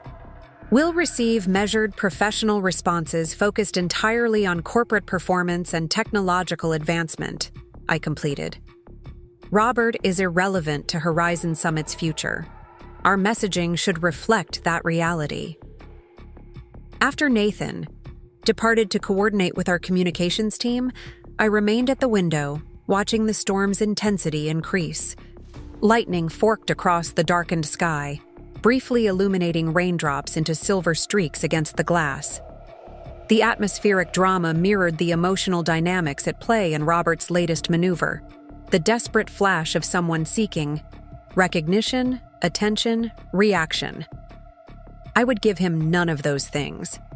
The woman who had once measured her worth through his acknowledgement no longer existed. The CEO who had transformed his floundering company into an industry leader had no reason to validate his attention-seeking behavior. Tomorrow, I would demonstrate that evolution in the most potent way possible, by treating Robert Wilson as entirely incidental to my professional narrative. Not an adversary worthy of engagement, but a footnote in a story that had long since moved beyond him.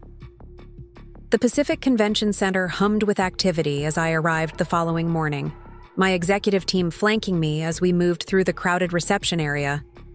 The summit had drawn over 2,000 technology leaders from around the world, with overflow rooms established to accommodate demand for certain sessions, particularly the keynote address. My midnight blue suit, custom-tailored Italian wool, with subtle power shoulders, projected confident authority without overtly masculine styling. The emerald pendant that had become something of a signature accessory completed the ensemble, a touch of personal identity amid professional formality. Diana walked beside me, periodically fielding messages on her phone as our security team cleared a path toward the speaker's preparation area. "Auditorium already at capacity," she reported. "They've opened the second overflow room. Livestream registration exceeded projections by 40%. "Any sign of Robert?" I asked quietly, maintaining a pleasant expression for the numerous eyes tracking our progress across the lobby. "Arrived 30 minutes ago via private entrance," Diana confirmed. "Currently in the North Wing green room with the panel participants." I nodded, satisfied with the separation.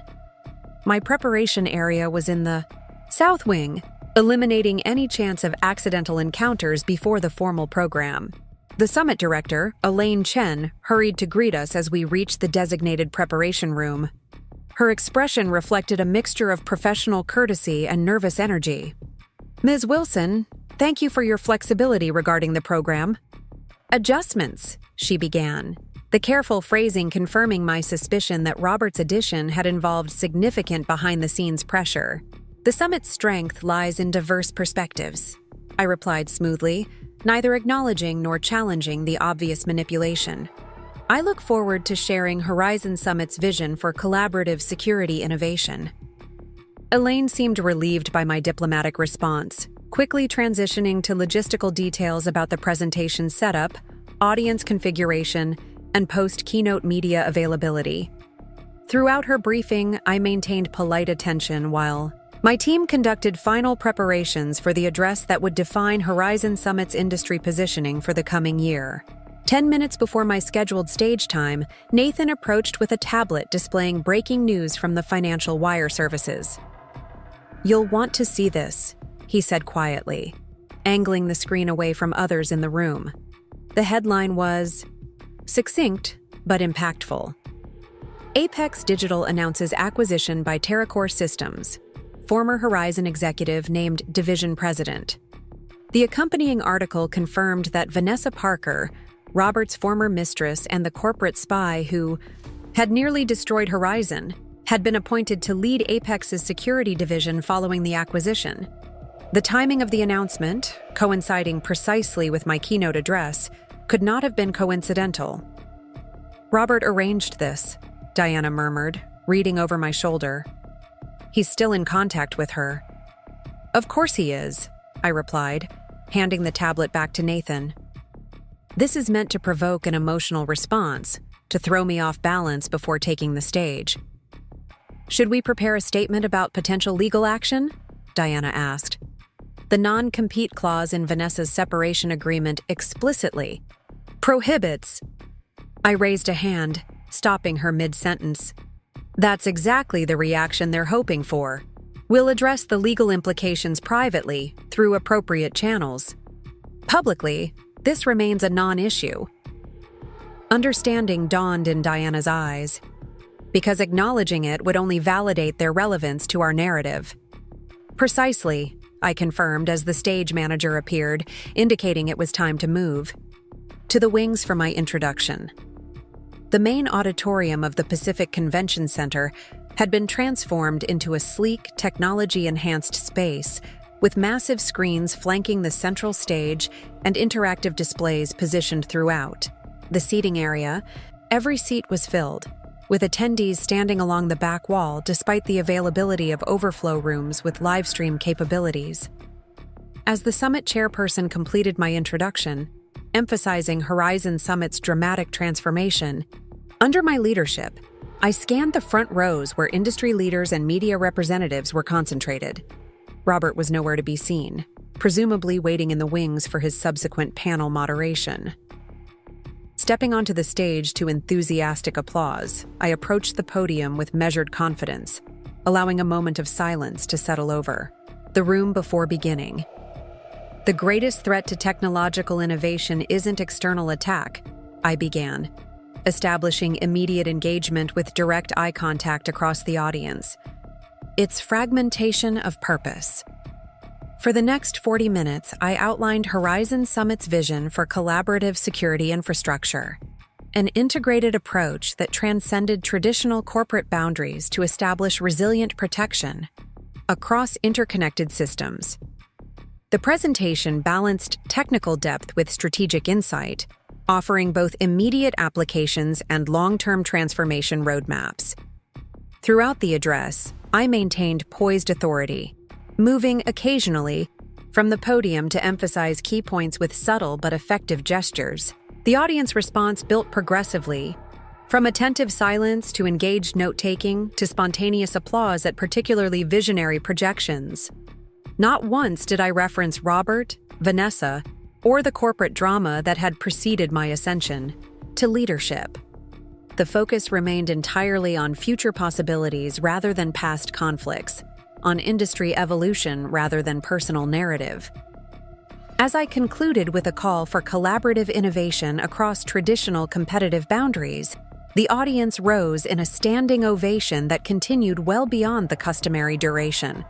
The message had resonated precisely as intended, establishing Horizon Summit not merely as a company that had survived leadership transition, but as a visionary organization defining industry direction. The summit chairperson returned to the stage as the applause finally subsided.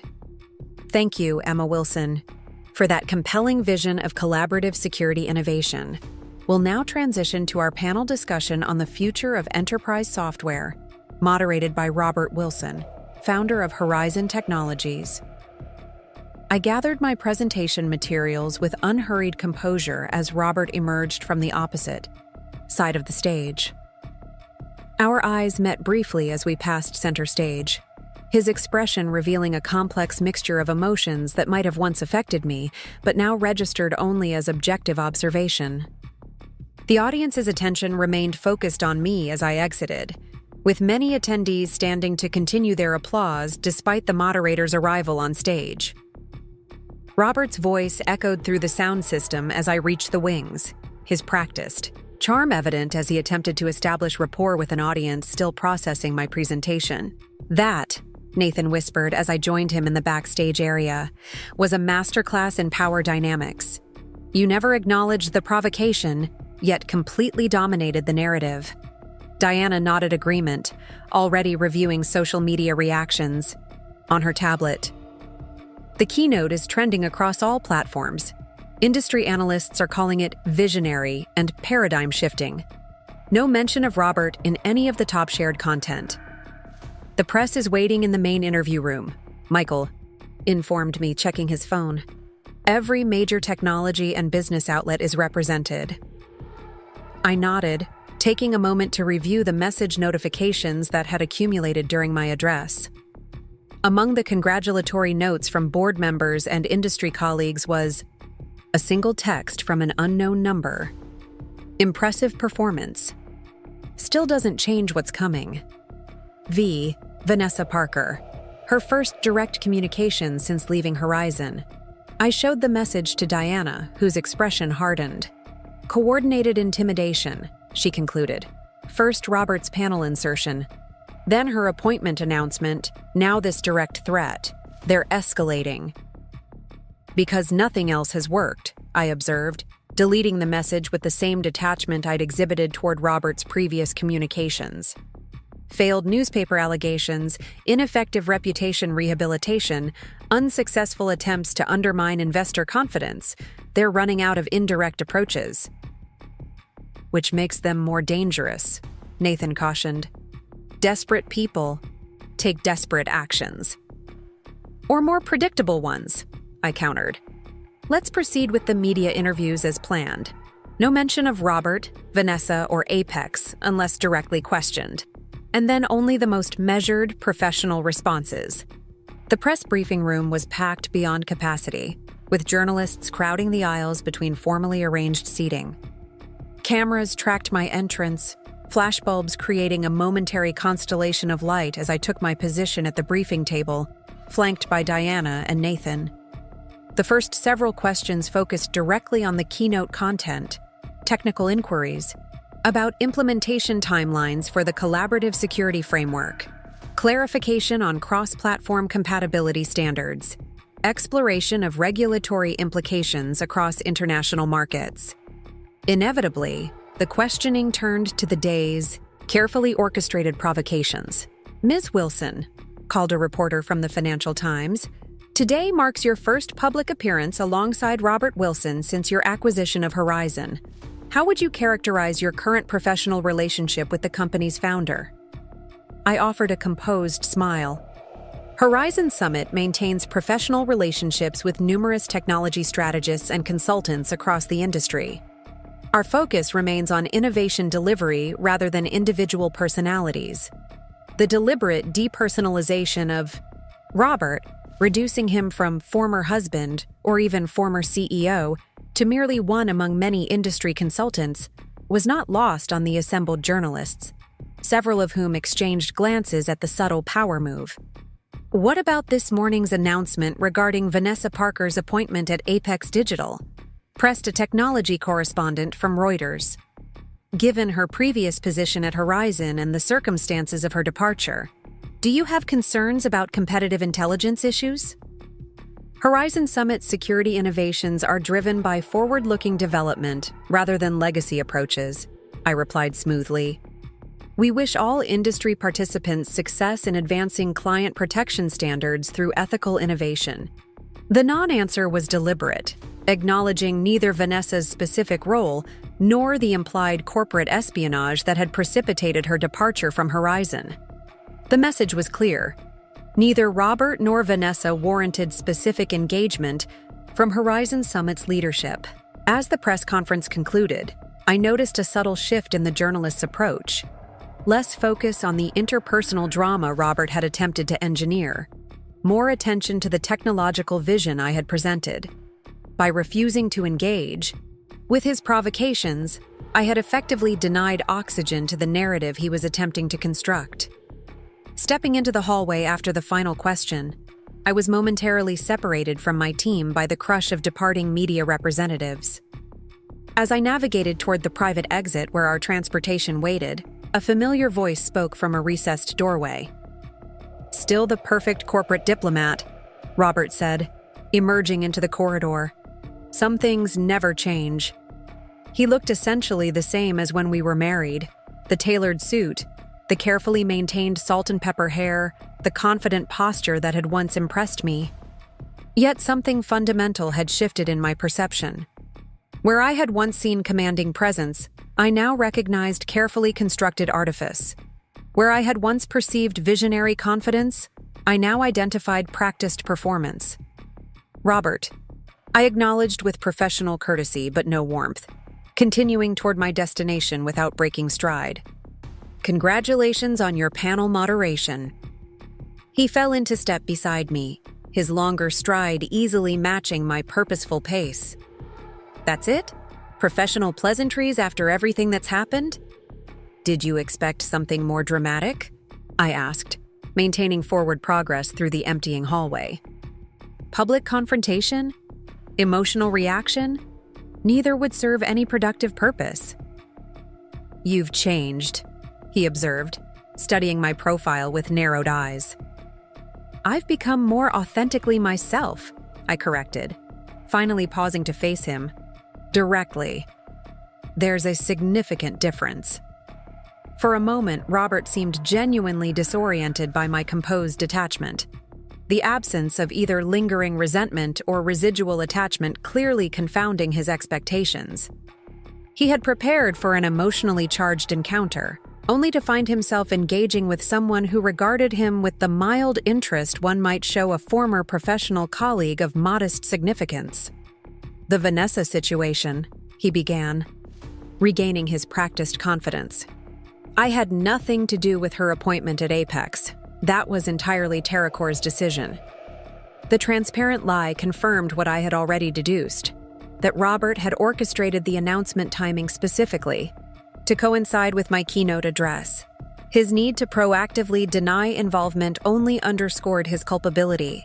Horizon Summit's legal team will address any contractual concerns through appropriate channels, I replied evenly. Now, if you'll excuse me, I have a technology summit to attend. As I turned to leave, Robert's hand shot out, grasping my arm. Just above the elbow. Not painfully, but with the presumptive familiarity of someone accustomed to commanding physical space. We're not finished, Emma. There are things we need to discuss. I looked pointedly at his hand until he released his grip, his expression flickering with momentary chagrin at the unconscious territorial gesture. Actually, Robert, we are finished, I said quietly. We have been for some time. Whatever narrative you're attempting to construct, whether reconciliation or rivalry, requires my participation to succeed. I'm declining that role. Before he could respond, Nathan appeared at the end of the hallway, his expression shifting from professional neutrality to protective concern as he assessed the situation.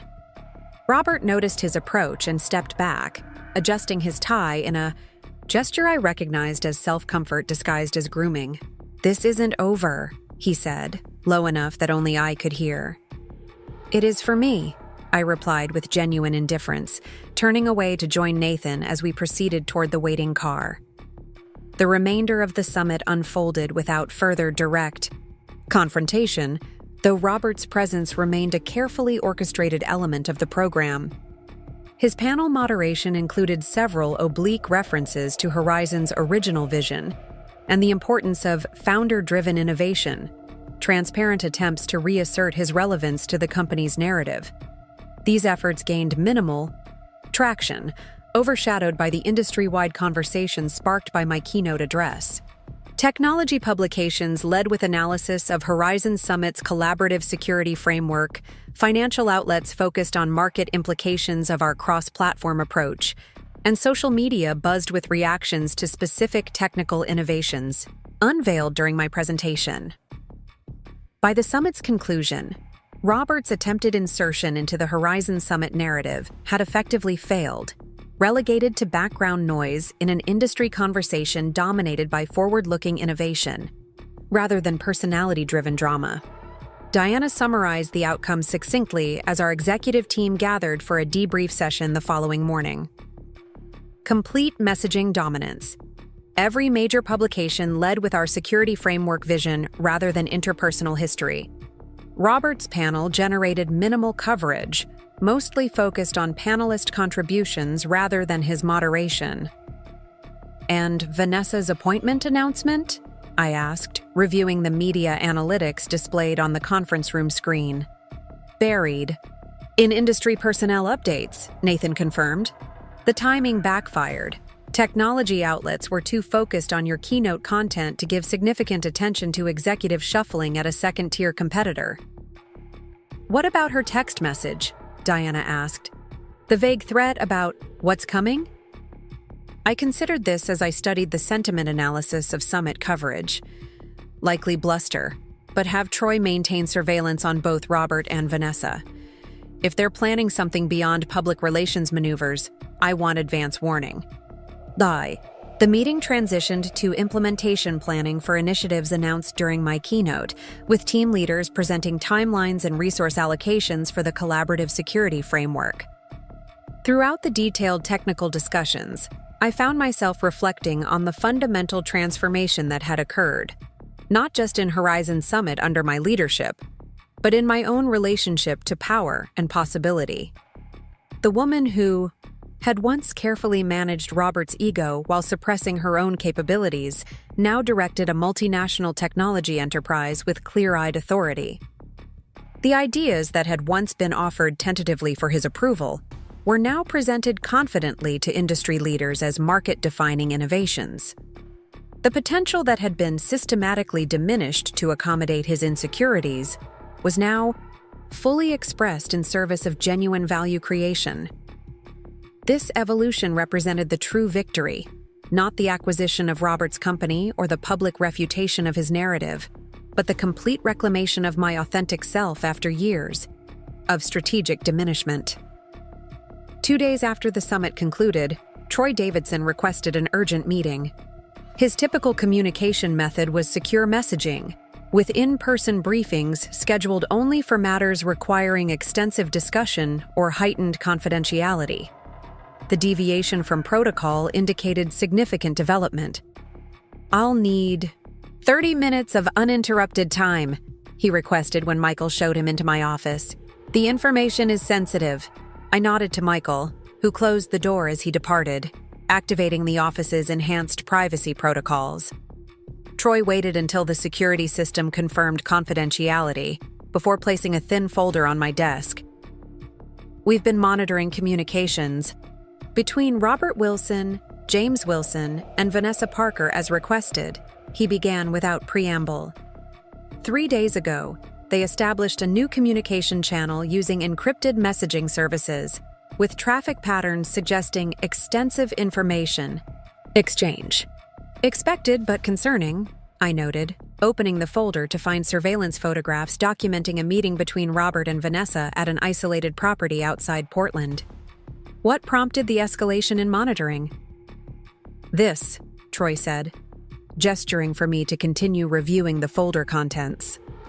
The next document was a partial transcript of a conversation between Robert and his brother James, captured through technical means Troy tactfully left unspecified. The discussion centered on filing strategies for a potential shareholder lawsuit against Horizon Summit's board of directors, alleging breach of fiduciary duty during the acquisition process. "They're planning a legal challenge to the acquisition itself," I observed, scanning the detailed notes that followed the transcript, attempting to invalidate the board's approval based on alleged procedural improprieties. Troy nodded. "James has been researching similar cases where corporate acquisitions were unwound due to governance failures.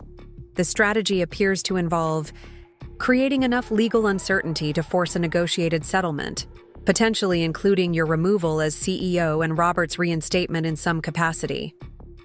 I continued reviewing the materials, finding documentation of funds transfers from Robert to a newly established legal entity, presumably created to finance the planned litigation without directly connecting him to the action. The amounts involved were substantial, suggesting he had liquidated significant personal assets to fund this attempt at corporate reclamation.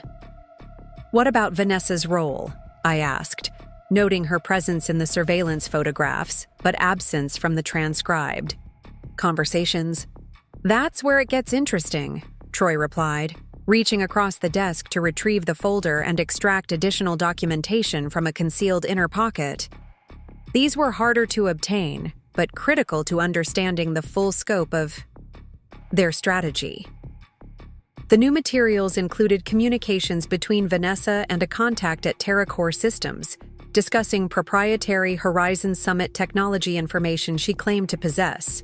The exchange specifically referenced our collaborative security framework, the centerpiece of my summit keynote, with Vanessa suggesting she had insider knowledge of implementation vulnerabilities that would allow TerraCore to develop competing solutions. "She's claiming to have access to our current development roadmap," I noted, the implications immediately clear. "Setting up corporate espionage allegations to coincide with the shareholder lawsuit," Troy confirmed with a grim nod. "The coordinated strategy appears designed to create maximum disruption. Legal challenges to your leadership legitimacy combined with public accusations of security vulnerabilities in your flagship product. The timing would undermine both investor confidence and client trust simultaneously." I sat back, considering the comprehensive nature of the attack Robert was orchestrating. Unlike his previous attempts at reputation rehabilitation or narrative insertion, this approach targeted the structural foundations of my leadership position and Horizon Summit's market credibility. The potential damage, even if the allegations were ultimately disproven, could be substantial. "Vanessa doesn't actually have access to our current security framework," I said after a moment of reflection. "She's been gone for 9 months, and we've completely rebuilt the architecture since then. Whatever information she's claiming to possess is outdated at best, fabricated at worst." Which she likely knows, Troy agreed. But disproving false allegations after they've generated headlines requires time and resources. The damage occurs in the interim period between accusation and vindication. I nodded, recognizing the strategy's effectiveness. Robert had apparently learned from the failure of his previous approaches, shifting from relatively straightforward reputation management to sophisticated corporate warfare tactics. The combination of shareholder litigation and industrial espionage allegations represented a significant escalation, one that required equally strategic countermeasures. "How much time do we have?" I asked, mentally cataloging potential response options. Based on documented meeting schedules and preliminary filing drafts, approximately 2 weeks before the shareholder action is initiated, Troy estimated. The industrial espionage allegations would likely follow within days, creating the appearance of independent verification of governance problems. And their current awareness of our monitoring? Non-existent, as far as we can determine, Troy replied. The surveillance has been exclusively passive and remotely conducted. No technical or human assets have been detected. I considered this information advantage, recognizing the opportunity it presented for proactive response rather than reactive defense. Robert believed he was operating from a position of surprise, unaware that his coordinated attack had been exposed before implementation. Continue monitoring all communications between the primary actors, I instructed, returning the materials to Troy's secure folder. I want daily updates on any tactical adjustments or timeline changes. After Troy departed, I remained at my desk, contemplating the appropriate countermeasures. Robert's planned attack was sophisticated and potentially damaging, leveraging legal mechanisms and market psychology to maximum effect. Yet his fundamental miscalculation remained consistent. He continued to underestimate both my strategic capabilities and my willingness to defend what I had built. The woman he had dismissed as supportive wife rather than business equal was now prepared to meet his corporate warfare tactics with decisive counter-strategy. The executive he had expected to retreat in the face of public confrontation was instead analyzing attack vectors with clinical detachment. The leader whose emotional reactions he had attempted to provoke at the technology summit was calmly preparing to neutralize his most ambitious assault before it could be launched. I reached for my phone, sending a message to Diana and Nathan, requesting an urgent strategy session. Robert had orchestrated what he believed would be a devastating surprise attack. Instead, he had created the perfect opportunity for me to demonstrate, once and for all, that Emma Wilson was not merely Robert's replacement at Horizon Summit. She was his superior in every dimension that mattered. The autumn light streamed through my office windows as Diana, Nathan, and I finalized our counter-strategy. 2 days had passed since Troy's revelation of Robert's planned attack, and we had developed a comprehensive response that would not merely defend against his allegations, but decisively end his campaign to undermine my leadership. The shareholder communication goes out tomorrow morning, Diana confirmed, reviewing the documentation.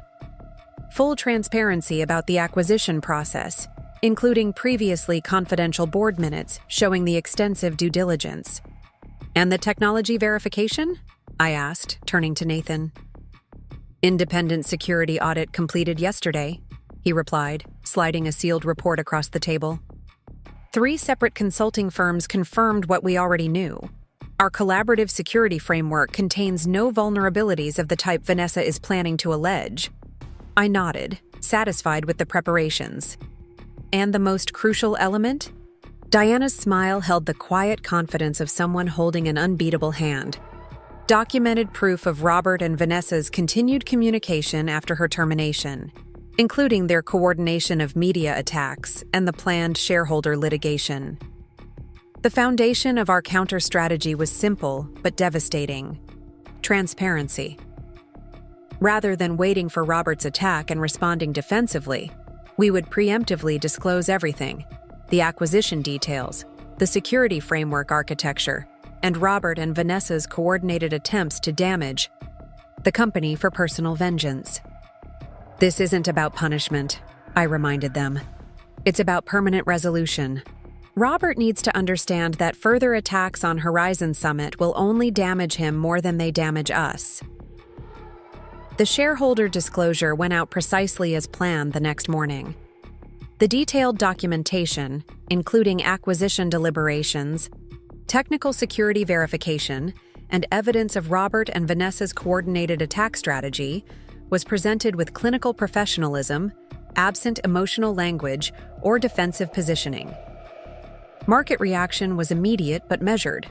Horizon Summit stock fluctuated briefly before stabilizing slightly higher than the previous day's close, reflecting investor confidence in our transparent approach.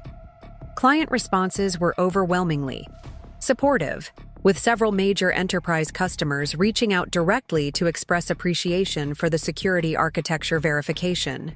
Robert, caught entirely unprepared by the preemptive revelation of his planned attack, maintained uncharacteristic silence through initial news cycles. Vanessa issued a brief statement, categorically denying any improper communications before retreating from public view. By mid-afternoon, Troy reported that Robert had held urgent meetings with James and their litigation team, evident anxiety in their communications, suggesting fundamental strategy reassessment. The shareholder lawsuit draft was apparently shelved, rendering months of preparation instantly obsolete. The press briefing the following morning proceeded with calm professionalism. I opened with a brief statement emphasizing transparent governance and innovation integrity, then addressed questions with measured responses that consistently redirected focus to the company's technological advances. Ms. Wilson, called a reporter from the Wall Street Journal, the documentation indicates Robert Wilson was planning a coordinated attack on the company he founded. Do you view this as personal vindictiveness or legitimate business disagreement? Horizon Summit focuses on technology innovation and client service rather than individual motivations, I replied evenly. The disclosure was made to ensure shareholders and clients have accurate information. We consider the matter resolved and remain focused on market leadership. As the briefing concluded, Diana handed me a message that had arrived during the EI session. Request private meeting to discuss resolution. Neutral location preferred. RW. After consulting with my team, I agreed to meet Robert at the Seattle Art Museum's sculpture garden. Public enough for safety, private enough for candid conversation. He was already seated on a bench overlooking Puget Sound when I arrived. He had aged visibly in the months since our divorce. New lines etched around his eyes, a slight stoop to shoulders that had once maintained military posture. Emma, he acknowledged as I approached. Thank you for agreeing to meet. I took the space beside him, maintaining professional distance. You requested resolution discussion. I'm listening. Robert gazed out at the water for several moments before responding. You've won, he said simply. Completely and comprehensively. The shareholder action is abandoned. Vanessa's allegations withdrawn. The campaign ends. What assurance do I have that this isn't merely tactical withdrawal before renewed attack? I asked directly. Because I have nothing left, he admitted with surprising candor. The evidence you released has eliminated any credibility I might have retained. No board will consider me for an executive position. No investor will back new ventures. He sighed, turning back toward the water. I'll sign additional non-interference agreements, confirm confidentiality commitments, whatever legal documentation you require to consider this matter permanently resolved. I nodded, having anticipated this request. Our legal team will prepare appropriate documentation. Contingent on compliance, Horizon Summit will take no further action regarding separation agreement violations already documented. Thank you, he said quietly. Thank you, he said quietly. You could have destroyed me completely. You chose containment instead. I stood, signaling the conversation's conclusion. This was never about destroying you, Robert. It was about creating something meaningful. from what you nearly destroyed through ego and insecurity. That work continues regardless of your actions. As I turned to leave, Robert called after me. "You really have become someone entirely different from the woman I married." I paused, considering this assessment. "No," I replied without turning back. "I've become who I always was beneath the accommodations I made to preserve your comfort. The difference isn't in me, but in my willingness to be visible despite your discomfort." The following months brought accelerated progress on Horizon Summit's collaborative security framework. The Taquito partnership expanded beyond initial projections, creating integrated security AI solutions that redefined industry standards. Internal culture continued evolving toward meritocratic collaboration, with innovation emerging from throughout the organizational structure. Robert honored the non-interference agreement without deviation, eventually relocating to London, where distance provided natural insulation from Seattle's technology ecosystem. Vanessa similarly disappeared from public view. Her departure from TerraCore following soon after the disclosure documentation rendered her claimed insider knowledge demonstrably false. 6 months later, I stood at the podium of the World Economic Forum, presenting Horizon Summit's vision for technology ethics in an interconnected global economy. The audience of international leaders listened with engaged attention as I outlined frameworks for balancing innovation with responsibility, competitive advantage with collaborative security. As applause followed my conclusion, I recognized that my journey had transcended simple narratives of revenge or vindication. The transformation from overlooked wife to respected industry leader hadn't been about proving Robert wrong, but about bringing my authentic capabilities into full expression regardless of his perception.